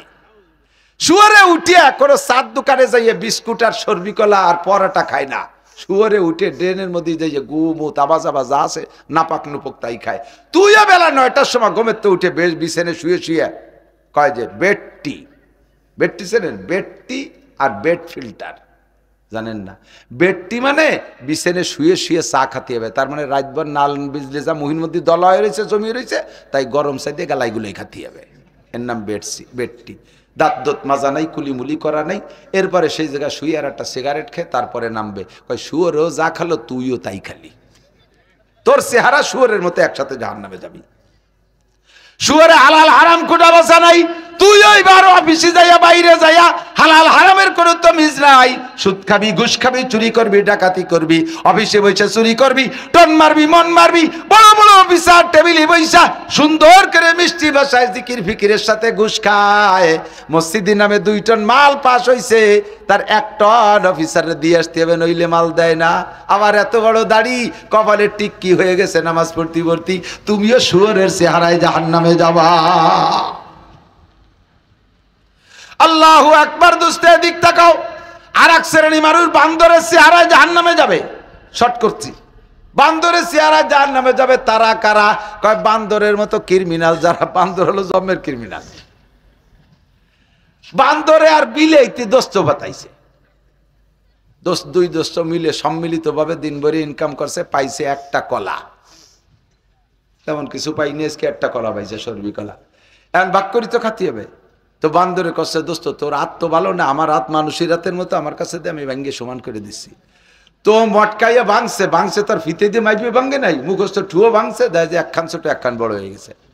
কারণ বিড়ালের সামনে দেশে দোস্ত নেওয়া কোন খান নেবা, বিড়াল তো চোখের সামনে দিয়ে বড় খান নেওয়ার জন্য সে তার যে থাবা সিস্টেম সে থাবা দিতে গেছে। বান্ধের কায় রাগ দোস্ত এখন বড় রয়েছে সমান হইতে দেই, সমান হবে কিভাবে, ওইখান থেকে এক কামড় খাইয়ে সমান আসছে। এখন এক কামড় যখন খাইছে এবারে তো মাইপিও কামড় দিই নেই, কামড় দেওয়ার পরে যেটুক খার খাওয়া হয়ে গেছে বা এইটুক খাটো পড়ে গেছে। এখন বিলাইতে পারে ওই পাশের বড় কান ধরতে গেছে, রাগ দোস্তি এখন বড় রয়েছে সমান হইতে দেই, একবার এখান সমান হলে একবার ওখান সমান, দুই সমান হতে পুরো কলা বান্দরের পেটে। এক শ্রেণীর মানুষ দুই দোস্তে একসাথে ব্যবসা করে, দুই দোস্তে একসাথে ব্যবসা করে, কিছুদিন পরে ব্যবসার পরে ভাগ করে। কয় দোস্ত তুমি মায়ের বিয়ের সময় এনেছো, ছেলে বিয়ে দেওয়ার সময় এনেছো, তোমার মুসলমানের সময় এনেছো, তারপরে তুমি 10 বিঘে জমি দিয়ে দিলাম। কোন জায়গা? এই পাশে সবচেয়ে নিচে জমি কোন জায়গা? বিলি, হ্যাঁ চান্দার বিলি। চান্দার বিলির আর মাঝখানে ওই জায়গা আব্বা 10 বিঘে জমি রেখে গেছে, তোকে 10 বিঘে দিলাম, আমি মোটে 2% নিলাম। দেখলি আমি তোকে কত দিলাম? ওনার 2% গোপালগঞ্জ চৌরঙ্গির মাঝখানে, আর ওকে দেশে 10 বিঘে, যা কিয়ামতের আগে জাগবে না। কথা কন আছে না নাই? বান্দরে বাগা ভবিষ্যৎ বুঝিয়ে ছোট 2 বাইরে দিচ্ছে ওই পাশে বড় এরিয়া, আর উনি নেছে বিশ্ব রোডের গায়ে, আমি মোটে 2% নিলাম। এই 2%-এর দাম 2 কোটি টাকা, আর ওর 5 বিঘের দামও 5 লাখ টাকা না। এইরকম বাগাবাগি করছো যে ভাইরা, যে মাতুব্বার, তুমি বান্দরের চেহারায় যাবা, তুমি বান্দরের চেহারায় জাহান্নামে যাবা। উলাইকা কাল আনআম বাল হুম আদাল্লু। আর বেশি বলবো না, এদিক তাকান। এই সব কিছু শুনিয়া এদিক বালহুম কি বলা হয়, সেম কোয়ালিটি অফ অ্যানিমাল, কুত্তর মতো। কুত্তর মতো যেহেতু পশুর মতো, আর একটা মিশাল কয়ে নেই। কুকুর আল্লাহ হাতখানি একটা লেজ দেছে না, ও যদি নিচে ওইরে রাখে তাহলে ওর 70 ডাইয়ে থাকে না, ও তা উচরে রাখে, ইচ্ছে উচরে রাখে, যা দেহার দরকার দেহে যাও। মহিলা বোরকা একটা বানাইছে, সামনের উপরে হাতখানি একটা পর্দা দিয়ে আছে, তা যদি ঝুলানো থাকে তাহলে এরকম 70 টাকা থেকে মুখটা ঘিরে থাকে, তা উল্টোই কুত্ত নেজের মতো ওই পাশে দিচ্ছে, তোমরা দেহে যাও, যা দেওয়া দরকার। Same quality of animal. এখন কুত্তই অভিযোগ করছে, আল্লাহ শুয়োরে অভিযোগ করছে, গরুতেই অভিযোগ করছে। আল্লাহ ঈশ্বর হুজুর যেভাবে বলতেছে তাতে তো মানুষকে আমাদের মতো বানালো, এতে আমাদের কিন্তু ইজ্জত নষ্ট হয়। কুত্তর ইজ্জত আছে, গরুর ইজ্জত আছে, শুয়োরের ইজ্জত আছে। ওরাকে আল্লাহ মানুষদেরকে আমাদের সাথে তুলনা করলে আমাদের ইজ্জত যায়। আল্লাহ কেন কয় যে মানুষে যা করে আমরা কিন্তু অকরতে পারি না, তুমি শুনবো আল্লাহ কয় বলো। তো কুত্তই কয় 1 নম্বরে আল্লাহ আমরা কুত্তই মারামারি করি, কুত্তই মারামারি করি। দেখবেন 2টা কুত্তই মারামারি করলে যে কুত্তটা হারিয়ে যায় সে কিন্তু সারেন্ডার করে খুব বিনয়ের সাথে। সারেন্ডার পদ্ধতি কি? ওর পতাকা নামায় দেয়, নেজ পতাকা নামায় দেয়। প্রত্যেক প্রাণীর সারেন্ডার পদ্ধতি আলাদা। 2টা মুরগিতে মারামারি করবে, যে মুরগিটা হারিয়ে যায় ও হারিয়ে যাওয়ার সময় সারেন্ডার করে কিভাবে? একটা ডানা নামাই দিয়ে কাজ করে দৌড় দেয়, তাতে যেটা জিতে যায় ওরে হালকা একটা দাওয়াই দিয়ে ফিরে চলে আসে, পুরো আর মারে না। গরুর সারেন্ডার, যে গরুটা হারিয়ে যাবে সে গরুটা না কাগজ দেয়, ওই যে শক্তিশালীটা না নাক মিশে ভাই জান আমি কিন্তু পারবো না, আপনি মারামারি হবেন না, না কাগজ দিয়ে নাক শুকিয়ে ব্যাক করে চলে আসে। আর শক্তিশালী গরুটা হালকা একটা ঝাঁকি বেরিয়ে ফিরে চলে যায়, ওরে আর মারে না। ভালো করে মনে রাখেন। আর কুত্তর সারেন্ডার লেজ নামাই দিয়ে একেবারে বাঁকা হয়ে পড়ে, যেটা জিতে যায় শক্তিশালী ওরে জোরে জোরে দূরে ধমক দেয়, সাবধান আর কোনোদিন এদিকে আসবি না। এটা কিন্তু 7 পার বলতো, ওই যে ওই বেড়ার বাজারের কুত্তো যেন এদিকে আর কোনোদিন তোরে দেখি না, এইভাবে ধমক দিয়ে ফিরে চলেছে, ওরে আর মারে না। কুত্তই কয় আল্লাহ আমরা এই পদ্ধতি সিস্টেম ঠিক রাখি, আমরা সারেন্ডার করলে তারে আর গায়ে হাত দেই না। কিন্তু তোমার মানব জাতি দেখো, তুমি যাদেরকে আশরাফুল মখলুকত বলেছো, যাদের জন্য জান্নাত বানাইছো, তাদের স্বভাব দেখো। গন্ডগোল যখন লাগে তখন যে হেরে যায় সে হাতিয়ার ছেড়ে দেয়, ঢাল ছেড়ে দেয়, তীর তরবারি ছেড়ে দিয়ে সারেন্ডার করে। ওই সুযোগে তারে কুপাইয়ে সুরো করে বস্তা ভরে। তুমি বলো এই মানুষগুলোকে আমাদের মতো কিনা? তুমি বলো। আল্লাহ পাক বলেন আর কি অভিযোগ আছে? ঠিকই কইছিস, একবারে রেজাল্ট দেব।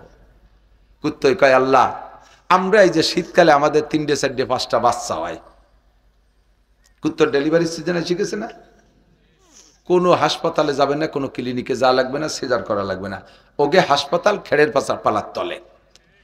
তা আমাকে 3-4 বাচ্চা 5টা করে বাচ্চা হবে। আমাদের এই বাচ্চাগুলো যতদিন ছোট থাকে, নাবালেগ থাকে, ইনকাম করে খাইতে না পারে, আত্মরক্ষা প্রতিরক্ষা ক্ষমতা অর্জন করতে না পারে, অতদিন পর্যন্ত আমরা মা কুত্তরা জীবনে আমাদের বাচ্চাকে ফেলে রেখে কোথাও যাইনি।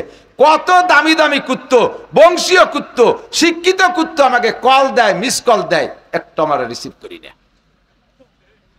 ধমক দেয়, সর এই ছোট মোটো বাচ্চা কাচ্চা তুই কোন জায়গা যাব, আমি চলে গেলে এদের কি উপায় হবে, এদের ইনকাম সোর্স নাই, যাবে কোথায়? এই শীতকালে দিন একটা জাঙ্গিয়ে প্যান্ট খেতা কাপড় কিচ্ছু নেই, আমি কোনো মতে সাইকে তার ভিতরে কলরে থাই।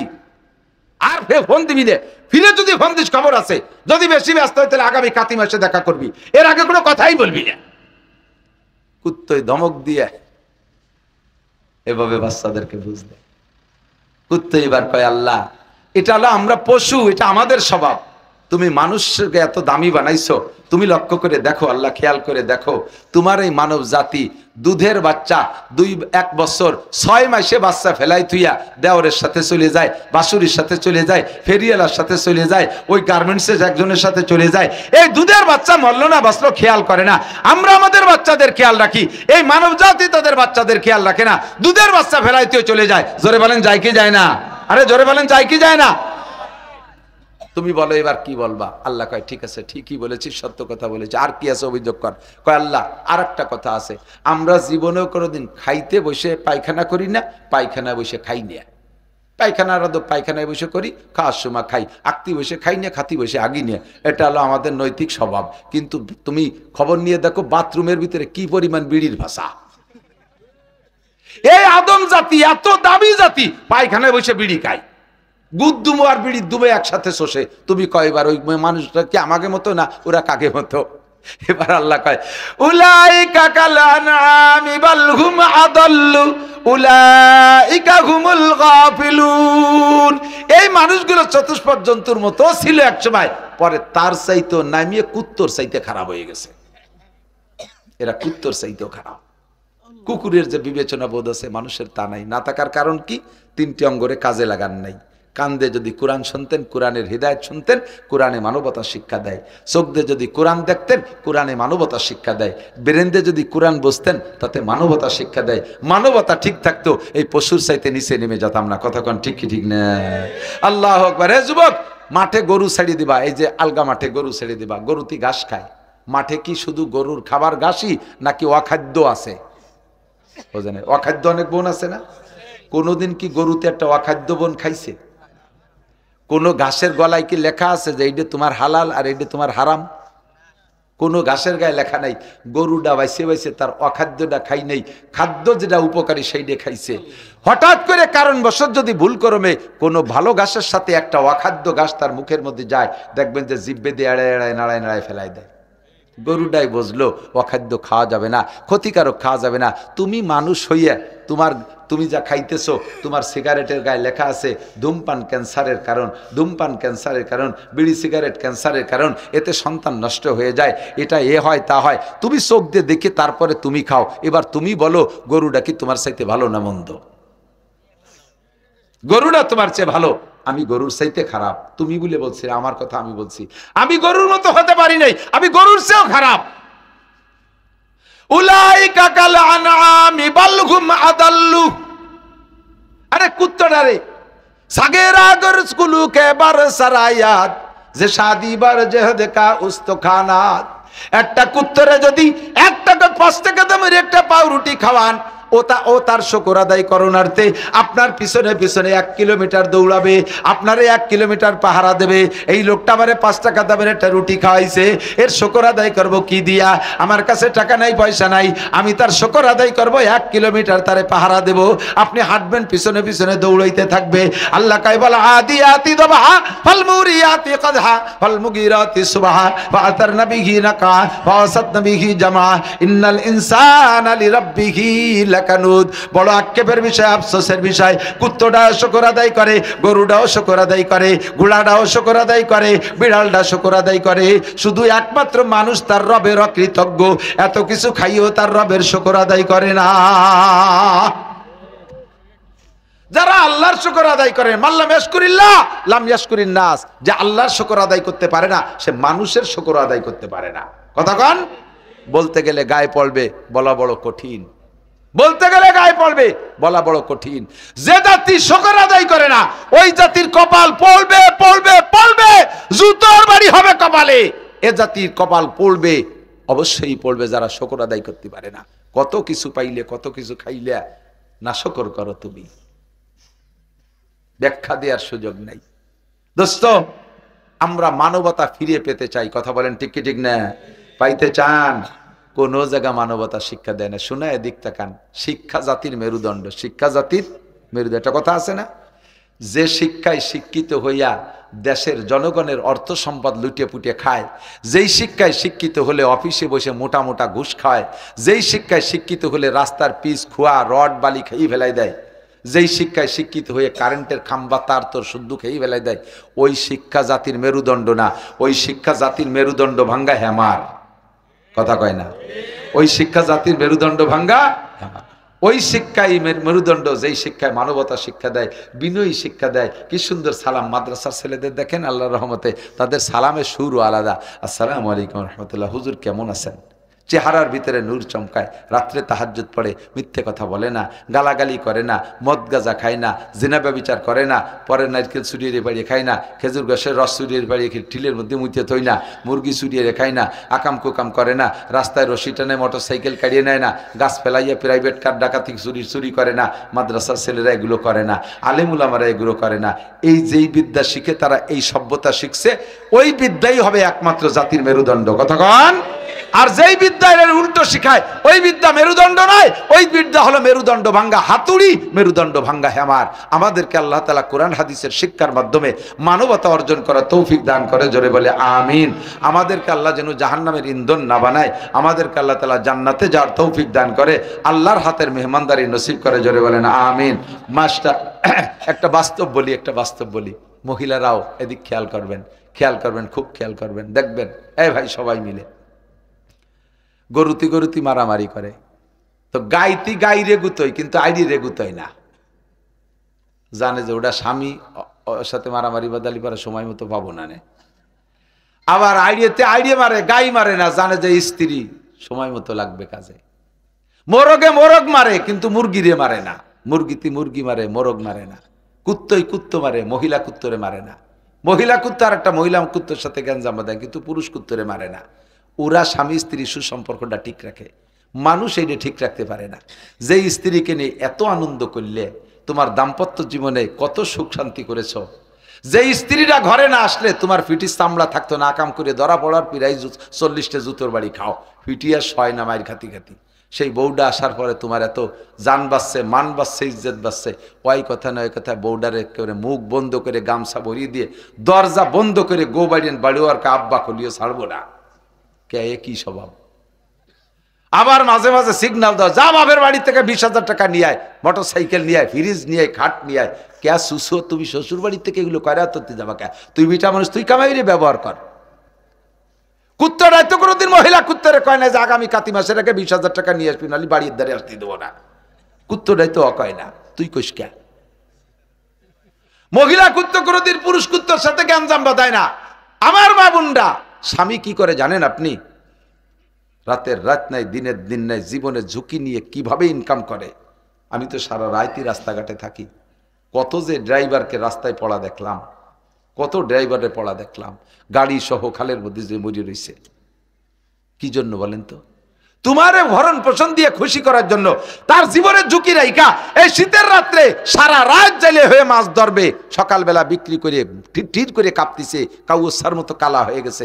আর বাড়ি এনে চাল ডাল দিলি তুমি বস্তা ধরে ফিয়ে মারো, এই মানসি খায়নি কি, ওই মানসি খায়নি, এখানে কাপড় আনলো নাকি। তোমার তো একটু মায়া করা উচিত ছিল যে এই লোকটা আমার জন্য কত কষ্ট করছে। তুমি তো কম্বল মুড়ি দিয়ে ঘুমাইছিলে, এই বিটারা কাজটা করছে কি খেয়াল করছো কোনোদিন? আপনাকে বিব্রত রহিতে আসে নাই কেহ, অবনি পারে সকলের তরে সকলে মোরা, প্রত্যেকে মোরা পরের তরে। আমরাও নারী পুরুষ হইয়া স্ত্রীদেরকে সম্মান করব, তাদেরকেও এই ভালো করে মনে রাখবেন, সন্তানের সামনে কোনোদিনও স্ত্রীকে মারবেন না, সন্তানের সামনে কোনোদিনও স্ত্রীকে গালি দিবেন না। তাহলে এইটা কিন্তু তার বিশাল একটা অপমানের বিষয় হয়, অনেক সময় সহ্য করতে না পেরে আত্মহত্যা পর্যন্ত করে বসে। আর এতে সন্তান নষ্ট হয়ে যায়। সন্তানের সামনে স্ত্রীকে মারবেন না, গালাগালি করবেন না, তাকে ভৎসনা দেবেন না, সাধ্য অনুযায়ী ধৈর্যের সাথে থাকার চেষ্টা করবেন। ওই কথা নয় কথা তালাক দেবেন না। আবার তালাক যদি দিয়েই ফেলে শেষে আবার সেই তালাক দেওয়া বউ নিয়ে আবার ঘর সংসার করে, তাও একদল আছে। তালাক দেওয়া বউ নিয়ে ঘর সংসার করতেছে। তালাক দেওয়া বউ নিয়ে ঘর সংসার করলে পরবর্তীতে যতবার মিলন হবে জেনার গুনাহ, শেষে যে কটা বাচ্চা হবে সব জারিউর বাচ্চা পয়দা হবে, ওর একটাও হালাল না, হারামজাদা। খুব সাবধান সতর্ক থাকবেন। আল্লাহ তাআলা আমাদের বুঝার আমল করার তৌফিক দান করুক, বলেন আমিন। এক রাতে তো সব হবে না, 30 পারা কোরআন শরীফ এভাবে যদি একটা একটা করে বুঝাই দিতে পারতাম বছরের পর বছর ধরে, তাহলে মোটামুটি একটু হতো। কিন্তু তার সময় আমারও নাই, আপনাদেরও নাই। সংক্ষিপ্ত শিক্ষার একটা সুন্দর একটা কোর্স আসছে, দাওয়াত ও তাবলীগের মেহনত। 31শে জানুয়ারি, 1-2 ফেব্রুয়ারি, একটু মস্ক করেন। 31শে জানুয়ারি, 1-2 ফেব্রুয়ারি টঙ্গীর ইজতেমা যাবেন। একটা চিল্লা, 2-3টে চিল্লা দেওয়ার নিয়ত করে যাবেন, মালামাল গুছাইয়া। হায়াতের গ্যারান্টি নাই, যে কোনো সময় মরণ এসে যেতে পারে, মরণের গ্যারান্টি 100। এক দাওয়াত। 2 নম্বরে আগামীকাল থেকে আমাদের গহরডাঙ্গার মাহফিল, আপনারা জামাতবন্দি হয়ে যাবেন। 3 নম্বর দাওয়াত, 7 ডিসেম্বর আমাদের গোপালগঞ্জে আগামীকালকে মিটিংয়ের মাধ্যমে মাঠ নির্ধারণ হবে। আপনাদের কাছে নিউজ আসবে, পোস্টার আসবে, পাবেন ইনশাআল্লাহ। গোটা গোপালগঞ্জের একটা মাহফিল, সারা গোপালগঞ্জের উলামা পরিষদ, আপনাদের ইমাম সাহেব আছে আমাদের সাথে, আমি গোপালগঞ্জ সদর থানার সভাপতি, আর পুরো জেলার সভাপতি কাশিনী হুজুরির জামাই মাওলানা মাহমুদুল হাসান সাহেব, মুফতি মাহমুদুল হাসান সাহেব, আমাদের সম্মিলিত 5 থানা সম্মিলিত একটা মাহফিল হবে গোপালগঞ্জে। অনেক বড় মাহফিল হবে, দিনব্যাপী, সকাল 8টা থেকে সন্ধ্যা পর্যন্ত। আমরা এখানে অংশগ্রহণ করবো। রাজি আছি তো ইনশাআল্লাহ? যাওয়া যাবে তো ইনশাআল্লাহ? এ মর্মে আপনারা, এত বড় মাহফিল, দেশ বিদেশ থেকে, মক্কা থেকে মেহমান আসবে, মদিনা থেকে মেহমান আসবে, পাকিস্তান থেকে আসবে, দেওবান থেকে আসবে, ওলামায়ে কেরাম আসবে। এই বড়দের সাথে সাক্ষাৎ হবে, যথেষ্ট খরচও হবে। সম্ভব হলে, তৌফিক থাকলে, যে যা পারেন ওখানে কিছু শরীক থাকবেন, 10টা টাকা হলেও দিয়েন, যাতে আমাদের দেশের সুনামটা ঠিক থাকে। এই বর্তমান প্রেক্ষাপট তো ভালো না, সারা দেশে আমরা এক বিপদে আছি। গোপালগঞ্জের হুজুররা, আমরা গোপালগঞ্জের হুজুর যারা স্থানীয়রা সবাই মনে করে যে সব হুজুরও যে দল, গোপালগঞ্জের হুজুরও সেই দল, আমাকে আমলিগের বিপক্ষে, আমাকে এইগুলি চোখ কাট করে তাকায়। আবার বাইরে গেলে কয় যে গোপালগঞ্জে কোনো নবী আসলেও সে আমলিগ করে, কাজেই ও বিশ্বাস করা যায় না। যে দোটানার মধ্যে বিপদে পড়ছে তা তো করার মতো না। আল্লাহ তাআলা আমাদের ইজ্জত পুনরায় ফিরে দিক, বলেন আমিন। আবার বলেন আমিন। আমরা এই সব মাহফিলে অংশগ্রহণ করবো। ভাই দোয়া করেন, হায়দার ভাই দোয়া করবেন। তবারক হবে। এই তবারক আমি বলে দিচ্ছি, মুনাজাতের ভিতরে তবারক দেয়া মোনাজাতের সাথে বেয়াদবি করা। মোনাজাত একটা ইবাদত, মোনাজাতের কায়দায় হয়ে যাবে। আপনারা এখানে বসে থাকবেন, ইনশাআল্লাহ ভিতরে পৌঁছে দেবে। সেভাবে তো প্যাকেট না? হ্যাঁ প্যাকেট। হ্যাঁ সবভাবে সেভাবে আমরা বলি, বলার সিস্টেম আমরা জানি। তো কেউ উঠবেন না, মেহমানদারি নিয়ে যাবেন ইনশাআল্লাহ। তবে একটু কাতার কাতার করে বসে নেন, একটু মুনাজাত শেষ হোক, এরপর একটু কাতার কাতার করে বসেন। আল্লাহুম্মা সাল্লি আলা, আল্লাহ মুনাজাত শেষ হোক, আল্লাহুম্মা সাল্লি আলা মুহাম্মাদি ওয়া আলা আলি সাইয়্যিদিনা মুহাম্মাদ। বসবে, মুনাজাত শেষ হোক। আলহামদুলিল্লাহি রাব্বিল আলামিন ওয়াসসালাতু ওয়াসসালামু আলা আশরাফিল আমবিয়া ওয়াল মুরসালিন। ربنا ظلمنا أنفسنا وإن لم تغفر لنا وترحمنا لنكونن من الخاسرين. ربنا فاغفر لنا ذنوبنا وكفر عنا سيئاتنا وتوفنا مع الأبرار. ربنا هب لنا من أزواجنا وذرياتنا قرة أعين واجعلنا للمتقين إماما.